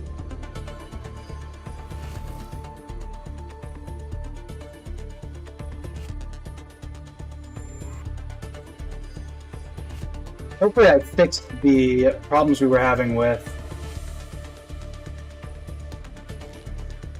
the power in Wu Lane, because that was getting rough. But it should work out. Da da da da da da.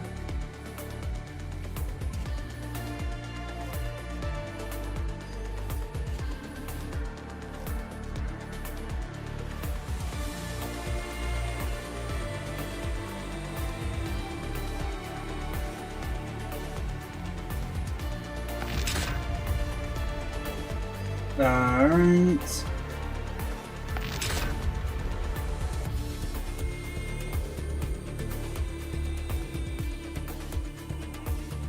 Game capture.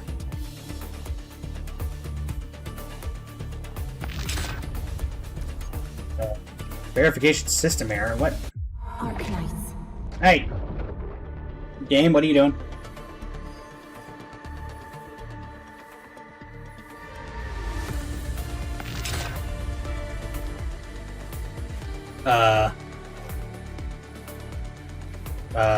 There we go. That was weird. Let me in.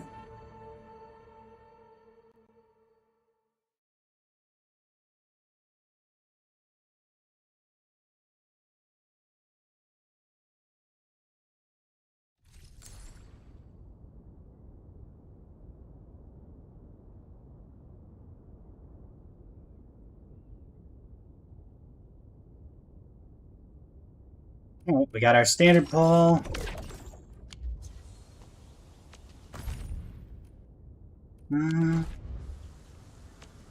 What do we got in here? A 99% discount on Arsenal tickets. Let's go. Give me my credits. Well, I guess we can do a couple of refreshes. There you go. 40 Arsenal tickets today. Wow. Feeling particularly lucky and particularly bold.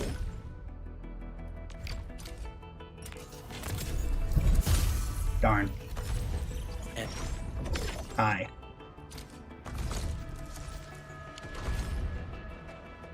Oh, let me go ahead and do that. What is going on? I feel like stuff has been a little delayed today. Don't know why. Da da da da da.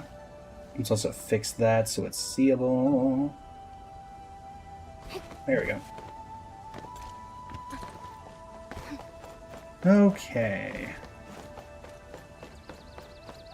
So how's the power? Okay, I did not fix the power. Seriously? Oh, it's because I don't have the darn sewage set up.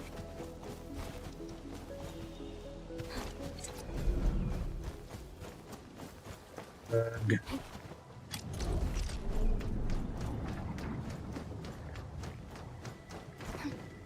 Actually, hold on.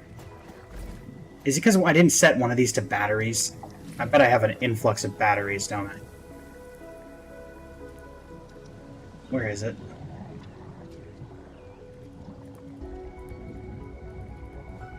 Do I not have any Wooling batteries? So was one of them set to batteries then? Let me check. Where's the core AIC area? There it is. What is this set to?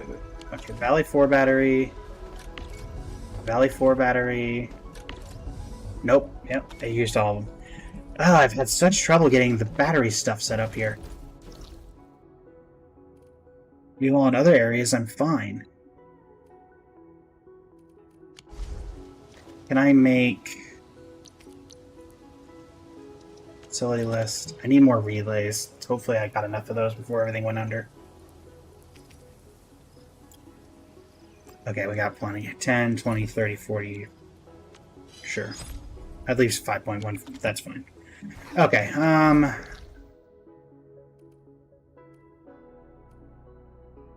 is that making a lot? Yes. Is that excessive? Yes. Do I care? Not really. Yeah, I'm through.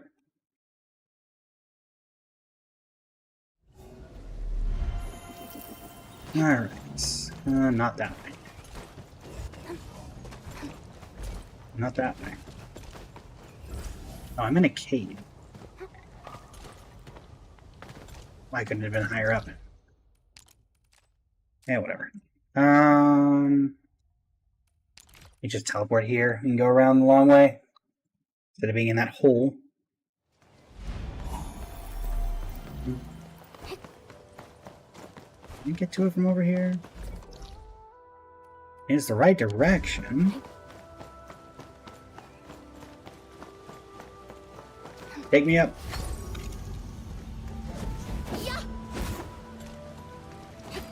Thank you. Okay. Yep, nowhere. Oh right, they just do it's wireless connection. I forget that every time.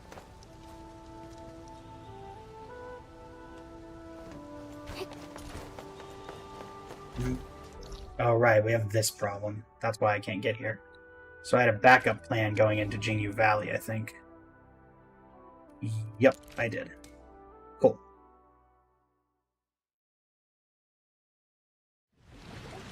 Let us... Oh, come on, what's going on? Let me check what's going on. Can I see if there's something that's taking up all my internet power?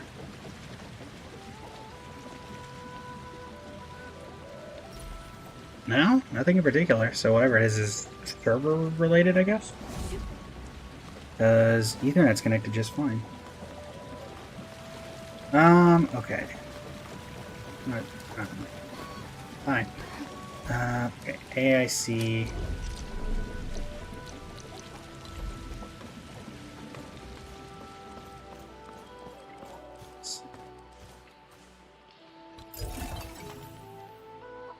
I don't care if you have no power. As long as you're able to connect, that's fine.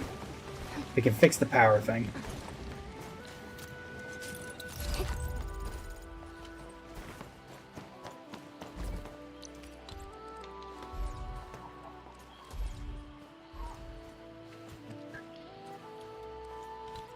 Fine. How'd you not? Okay, there we go. Feels like it's struggling a bit just to get working, which doesn't make much sense. Usually we've had no issue. Maybe it's just streaming at this time of day? No, because I've streamed for longer periods with no problem.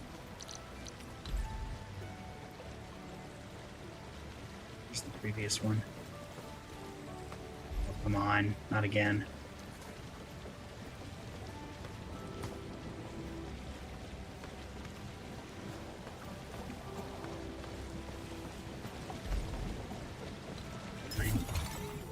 Ugh.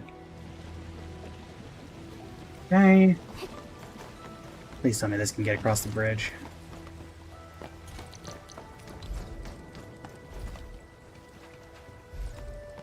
You get further than across the bridge, it looks like. Okay.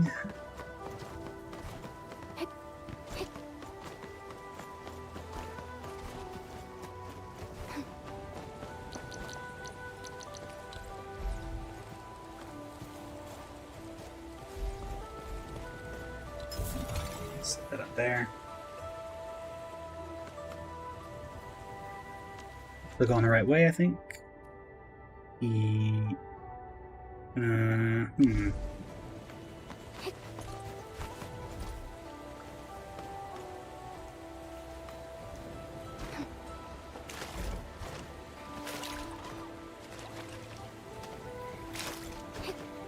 What is going on here?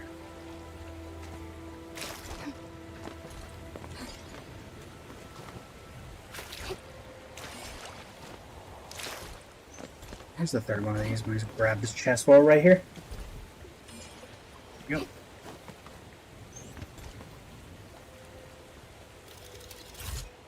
Gimme.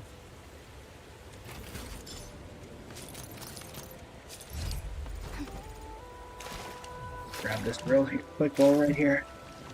Go. This feels familiar. Go. So once again, we're going to loop all the way around and going to be unable to get in here because of the same problem with the cave. No, we're looping around. We're fine. We're fine. Ignore me. La-di-da-di-dee, la-di-da-di-da.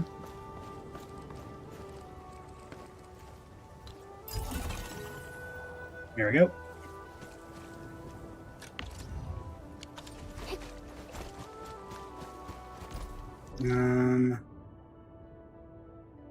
So we go directly down and across from here.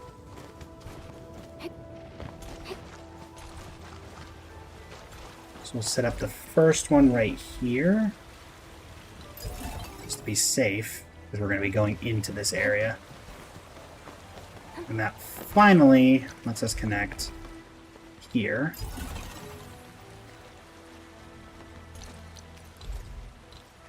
Which in turn, we can put a Shiranite relay here. That'll power those two. And a Shiranite pylon here. Can I really not put anything here?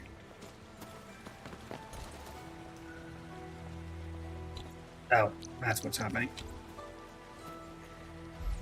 Can I get you? Yes, I can. Alright. It actually looks like I don't even need... No, that one is only connecting there. It's not connecting anywhere else. So, yes. Put you there. Put you there. This will all get connected once the power is restored. So, we're just taking this time to get this set up while we can. Alright, so there's that.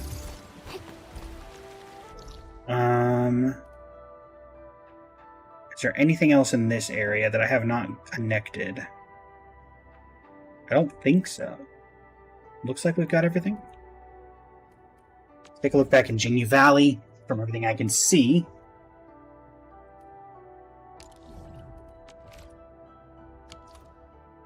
Aside the rig's not working. And the stuff I, can't see.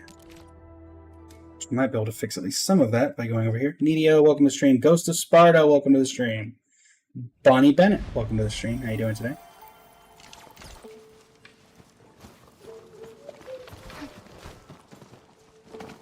Hello, Dudu. Heading to Straggler's Grove? Good luck with that. The raft is busted. Take my advice, don't even go. The Grove ain't right lately. Even Hong Ni got lost in there. Don't push your luck. Regardless, you'll need this raft to reach the Straggler's Grove. What raft? There's no raft. Oh dear. Then you'll need this raft. Where's the raft?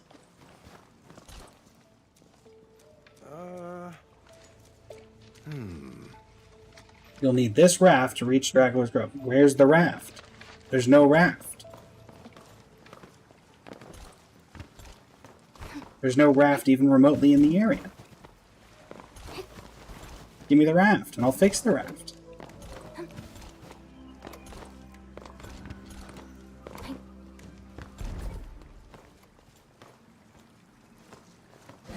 mean, I can't fix it. There's nothing there. Can't possibly drain this canal. And I can't possibly jump that. Okay. What about in Qingbo Stockade?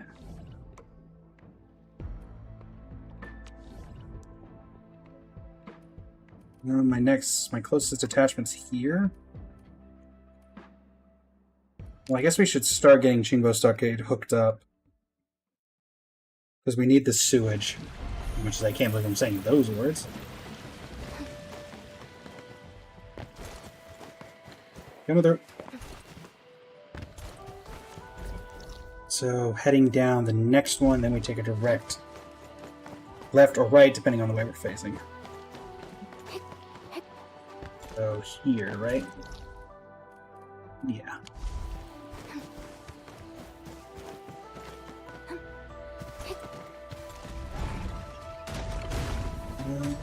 See that one? Okay, I see. Need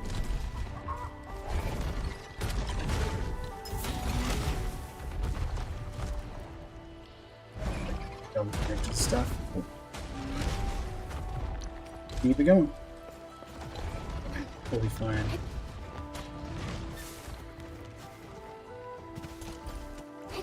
Let's connect this, and then we'll get this chest.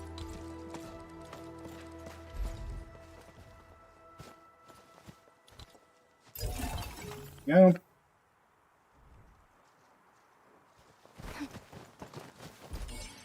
That. Grab this. May I grab that, please? Thank you. There's the third one.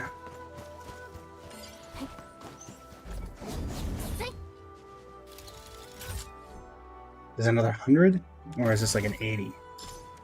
Another 100. Perfect. 345. Okay. Keep it going. And we'll be hitting Qingbo Stockade fairly shortly.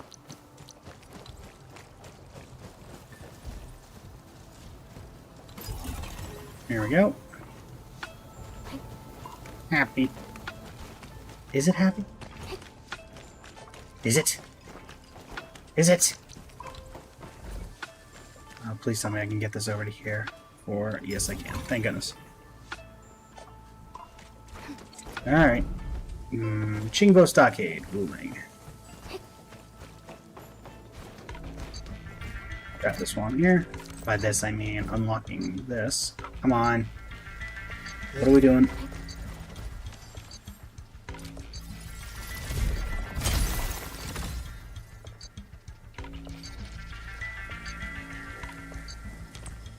Right.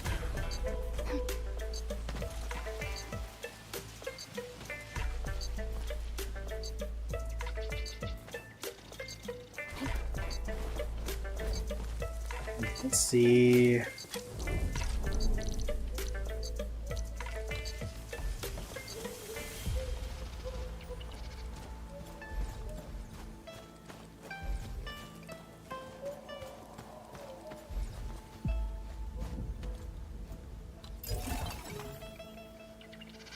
Just enough to get it there. Where's the first of the ores?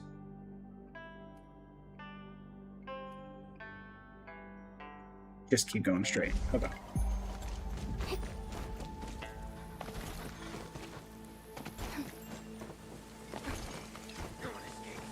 Thankfully, there's not a ton of combatants nearby. Time to fight. Set that up. Leave it to me. I'm gonna have to go through you guys, aren't I? It has exposed you. Didn't have to there.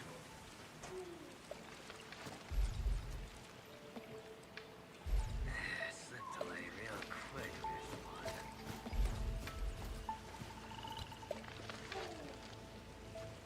one. Come on. What is going on? Like, the delay I'm having is insane. Heck, my internet speed, I guess. That's the only thing that I think could be causing the issue.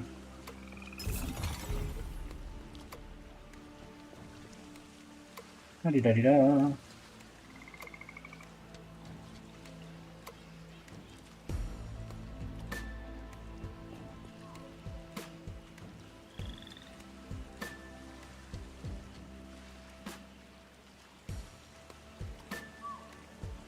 Yeah.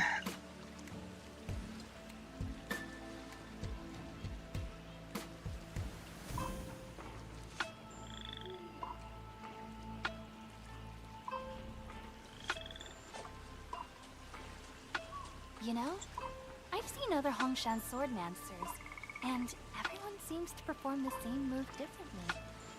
Well, Hongshan swordmancy focuses on the will. I mean, we should be Being one with the blade doing is incredibly far well more right now. important It than feels like drilling it's a just move not over and doing over. it. And there's no real reason why.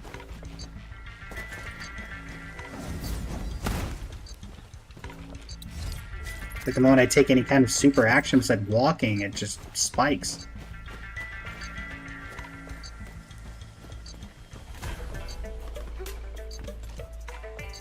Okay, you require that new type of... that new kind of mining rig. Hero mining rig.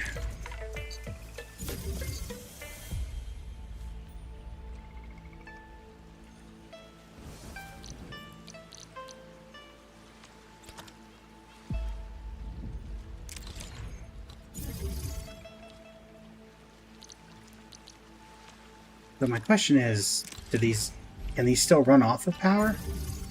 Because that one kind of triggered when I did that.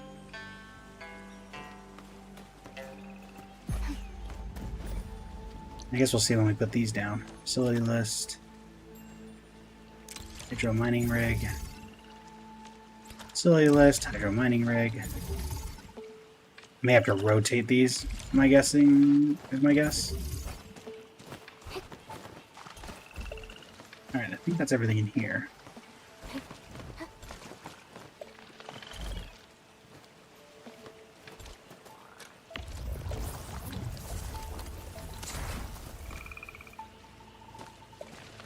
Oh, looks like they can... Hold on. Move.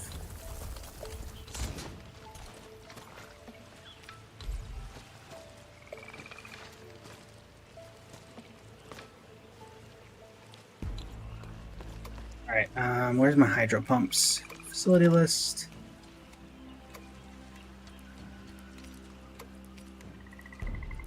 I just need a... Where is it? Fluid supply unit.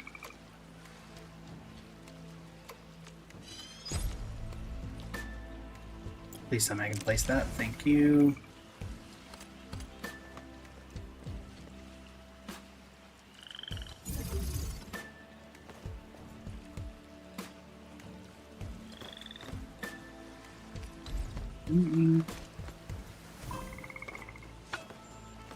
That's not it.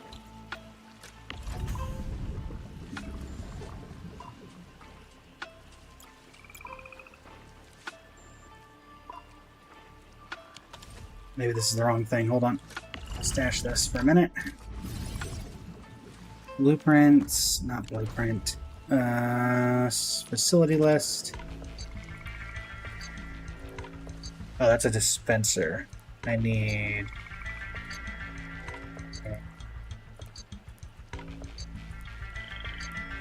Oh, there we go. That's what I need. Facility list, fluid pump place.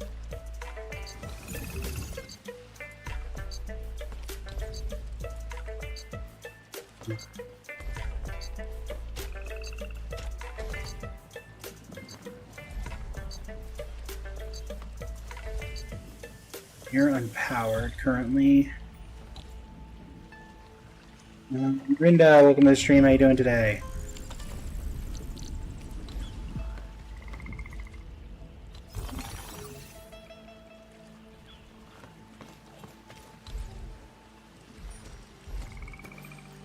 Am I supposed to connect all these?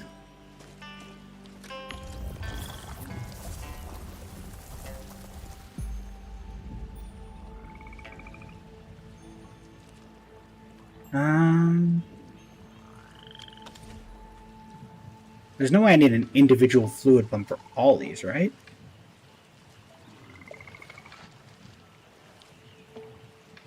There's no way. I mean, I can see where I would need two. Because it definitely looks like there's one for here as well.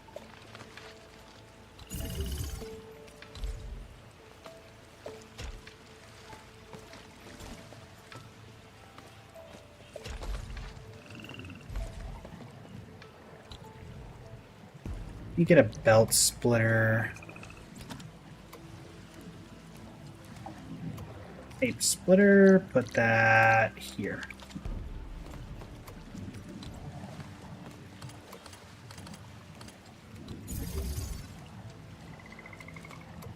Now,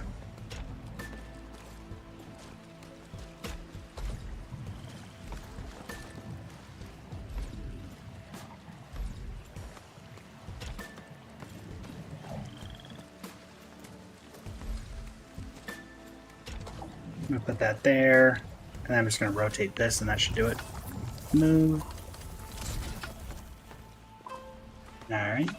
And then this one, I can probably do similar things to it.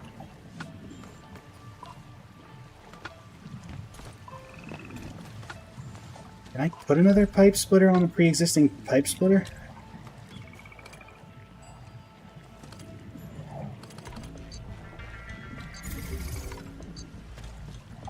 Looks like it.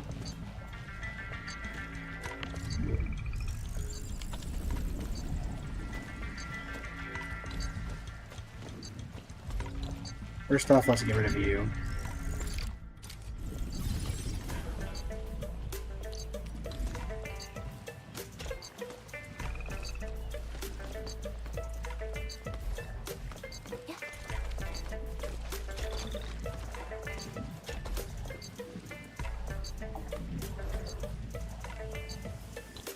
And then another pipe splitter. This should be the last pipe splitter we need.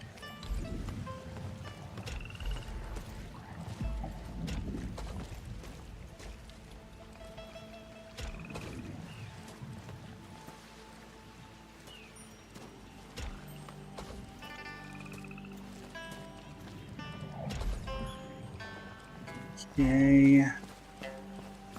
And this one.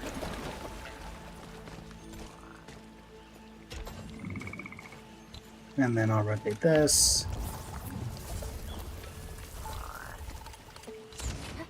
There we go.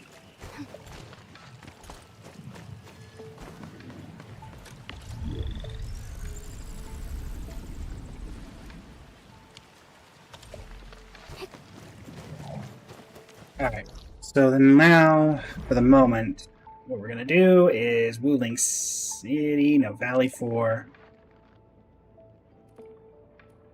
Hub or AIC area. I need to get more batteries.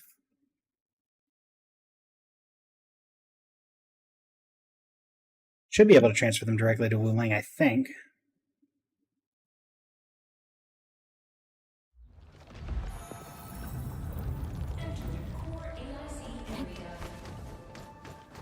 I believe I unlocked belt-free transfer. Cancel that. Protocol management. No, no. Thank you. Protocol management. Regional transfer. Valley 4 to Wuling.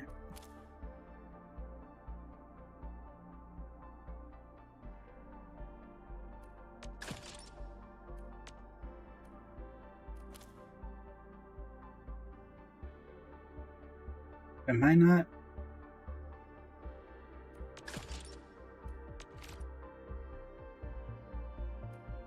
Where are my batteries?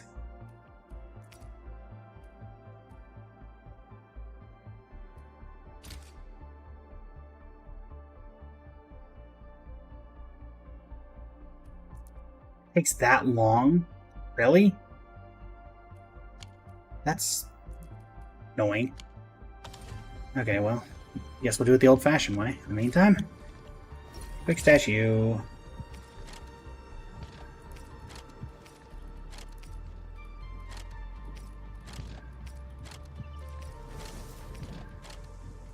Where are my batteries?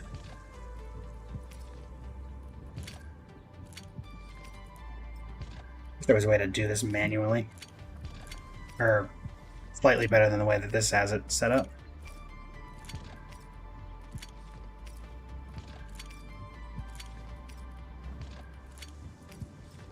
Thankfully, I'm not in any particular need of particular items right now, so only my internet would allow me to be able to connect as quickly as I need to connect.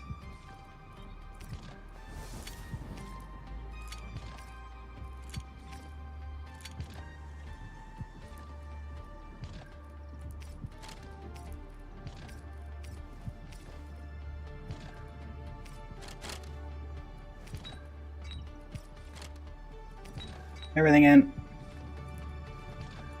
Only batteries. And the few stacks of bombs that I have available.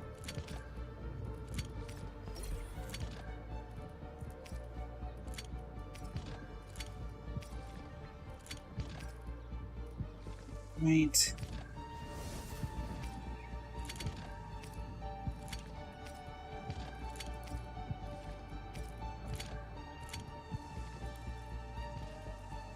And let's replenish my stacks of grenades. And I'll stash you for now so I can get even more batteries. There we go. Back to Wuling.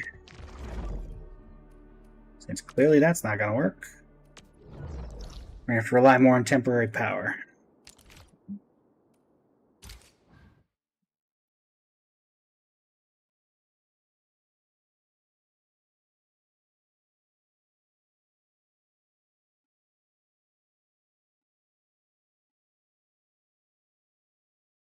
So, Alright. Henman's fighting style is pretty unique and impressive.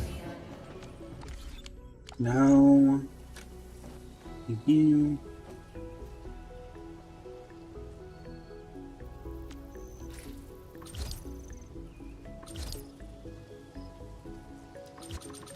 Come on.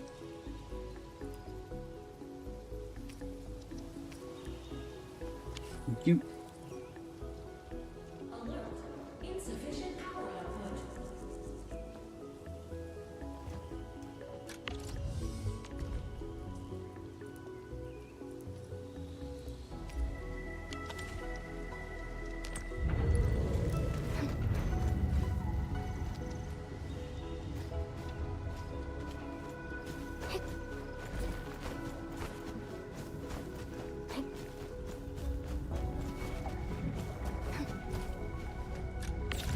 The problem is I'm not doing anything here. So I'm filtering it all into here, but I don't have sewage to make this.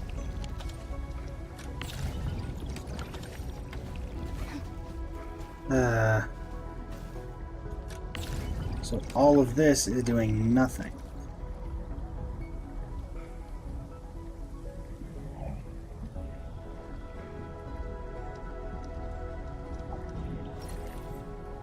So this needs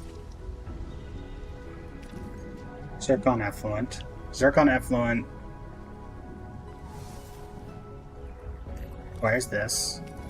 Liquid Sheernite. But you need sewage for that. What makes sewage?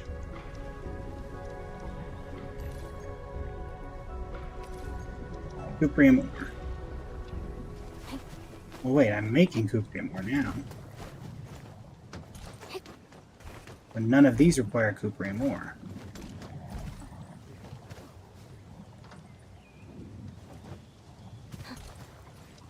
What? The moment the power is solved. It's not going to last long, but it's solved for now.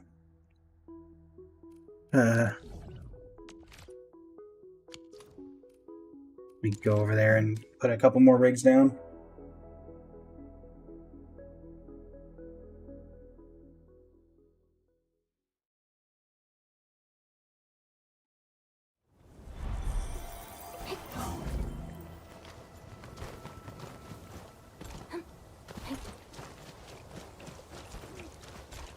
May as well maximize what we can use.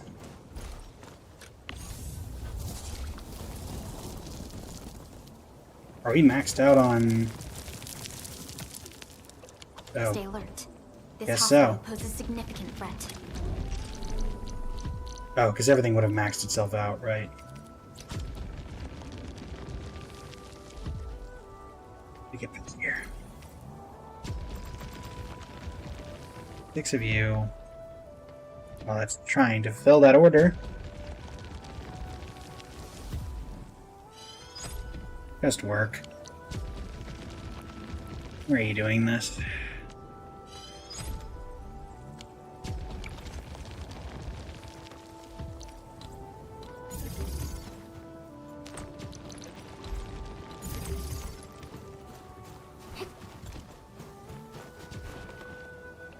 Yeah, that'll get clogged eventually, but for now it'll work.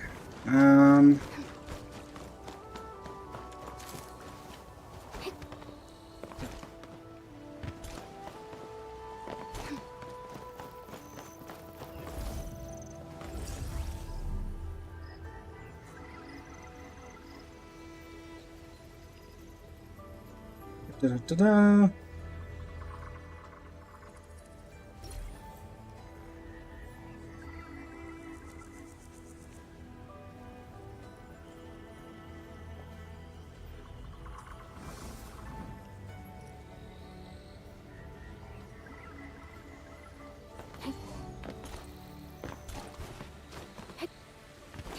Run zipline pylon. I see no zipline pylon.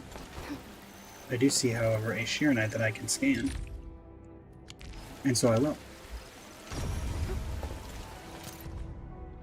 Material Seeker's log. Orally, a Maggot. thing that's just as unreliable as my memories. Orlean of Wuling.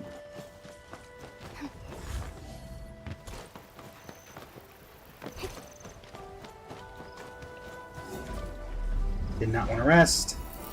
Good. It goes, submit Orlean.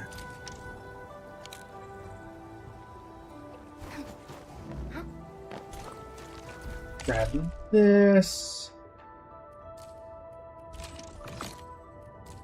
Battle Pass level 16. Said limited one? No, basic. Figured as much.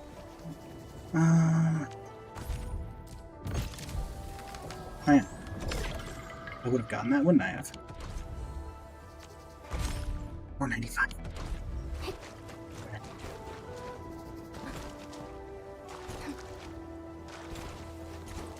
We did pass by a chest earlier.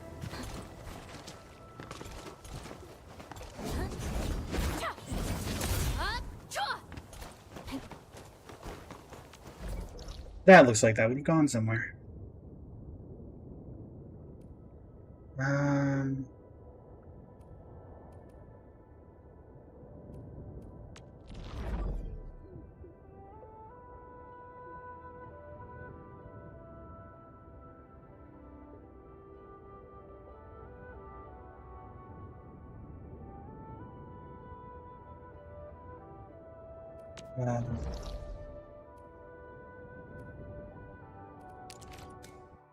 Grab a random chest.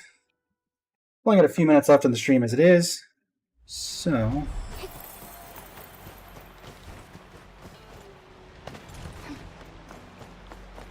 Oh, not do that. Okay, you guys aren't going to attack me. Love that. Thank you.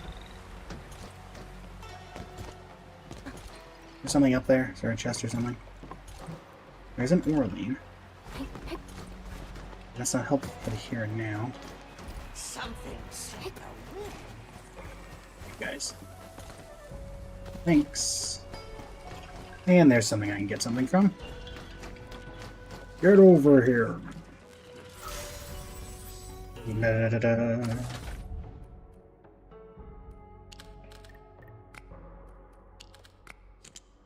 All that symmetry.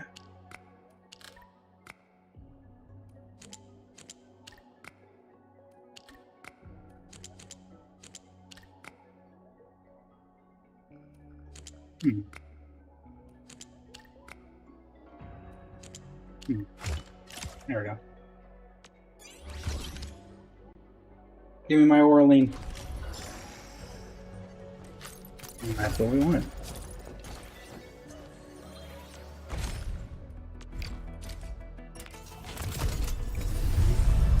Well, it's at least a gold. Bonk.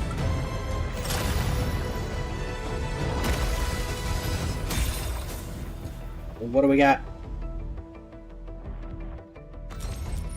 Don't be Japan. Well, well, look who it is. The Hello, legendary End Administrator. Avenia. 200 arsenal tickets. Lovely.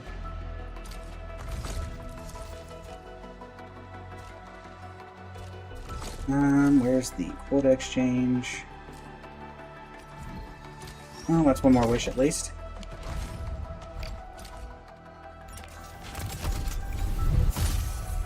Just you. Just stand tall.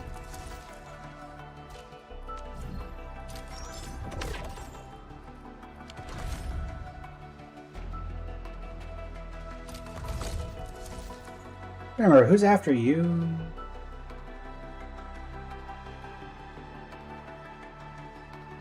I genuinely do not remember who is after this character. Who's after Tang Tang? It is Enfield Banner.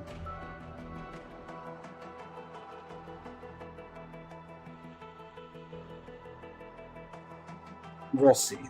Okay, I'll hold on to the weapon stuff. I already have Tang Tang's weapons.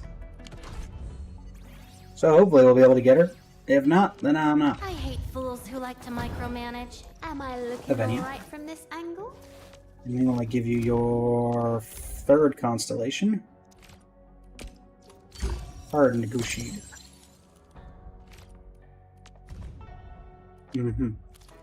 Alright. What's this? Oh, just the fact that I don't have any artifacts for you. Okay. Sure. I guess. That works. Also, thanks everybody. I believe we've hit the get started tier.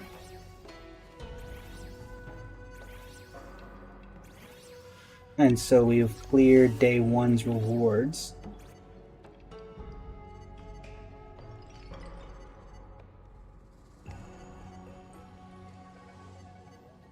Actually, see, for some reason, this particular thing is not working on the mobile, on the website TikTok Lives, but maybe on the mobile TikTok Live it'll work. You know, I've seen other Hongshan Let's see swordmasters, here. and everyone seems to perform the same move differently. Let's see. Well, Hongshan swordmancy focuses on the will, not the form. Being one with this the blade I is think it far is. more important Yes. than drilling a move over and over.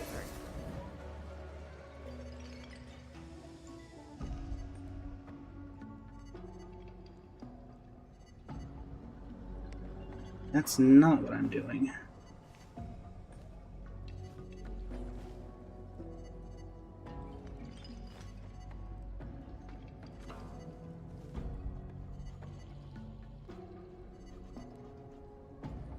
Can't quite see what I'm looking around. Not sure why it's not working. Could just be more of the same problems we're having already. Okay, yeah, like my resting ping should not be 70 to 80. We've not been having that issue. This is Rossi's cage, not Rossi. Ting Tang's where Ting Tang's cage was. This is the route we used to get out. I think the imprisonment failed to weaken the previous occupant. His or her originating marks were still capable of ripping apart the holding cell. Ooh. Ripping apart the holding cell. Well, that sounds dangerous.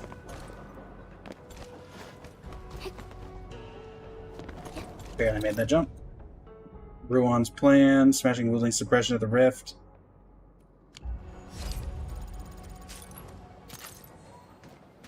Memo a schemer.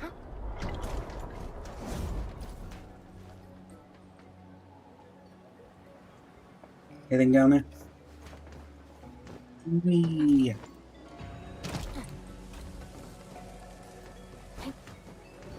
Wee.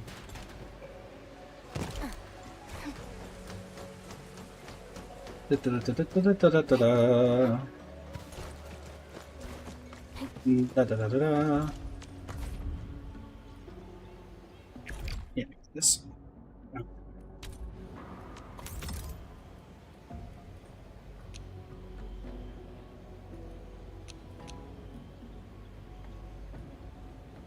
Secondary stats.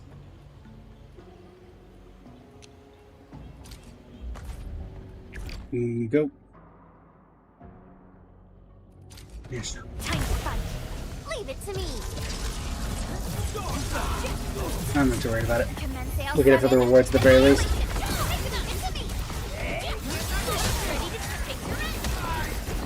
You pulled off a quick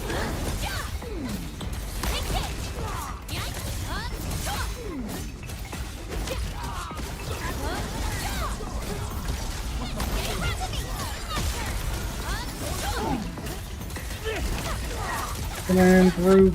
Your end awaits.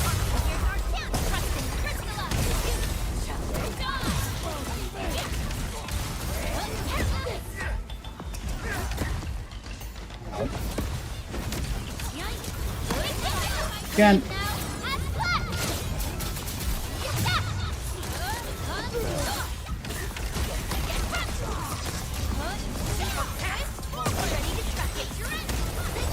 Sterilize this area. One.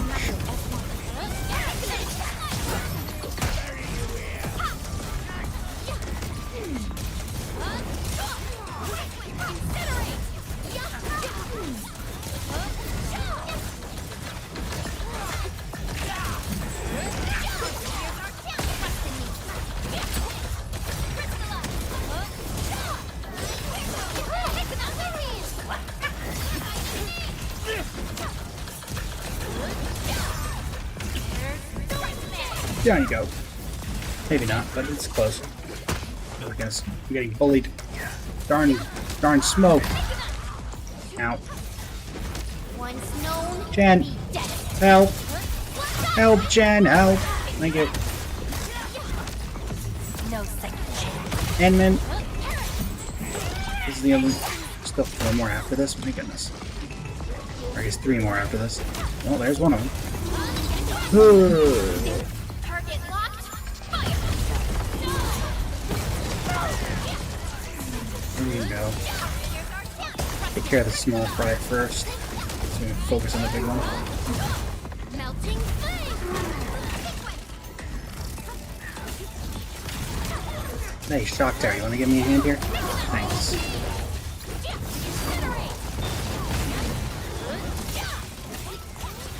Come on, Shock Tower, there you go. You may as well be helpful. Wow. My turn.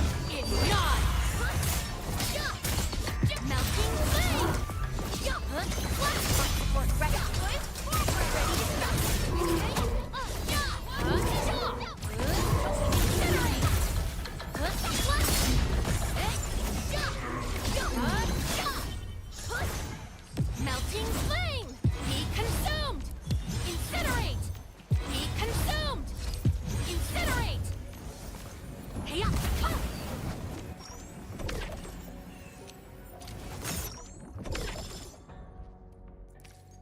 HP, treatment arts, agility, main attribute inspiring, arts, electric. Sure. Cool, I guess.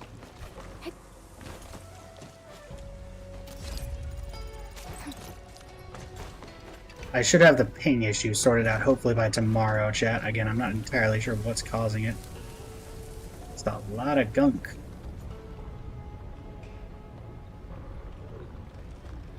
But I'm pretty sure that nothing I have can actually help with this. Because I'm pretty sure, for some reason, I can only spray... Yeah. Not helpful. Alright, chat. Well, that'll do it for today's stream. Thanks again for the help on getting to the first tier. And yeah, for TikTok, that's going to be it. For Twitch and YouTube, we're going to send y'all off on a raid. Alright.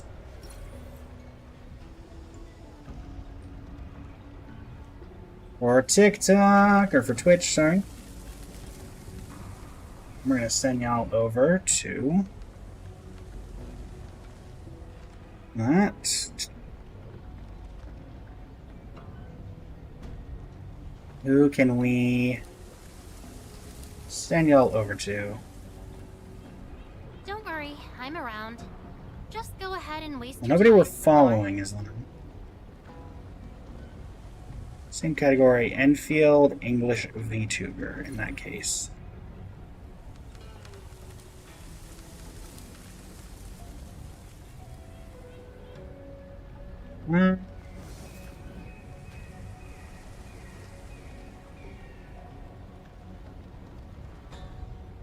Send it over to Bank Byron.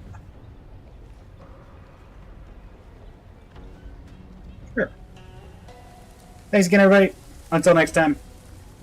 Blaze Eclipse Studio signing off. Thank you and have a great rest of your evening. This fine evening.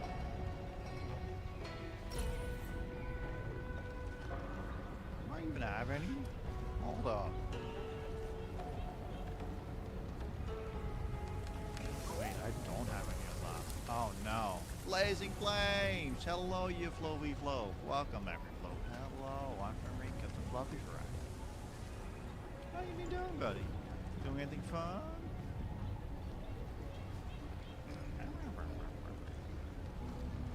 You been playing?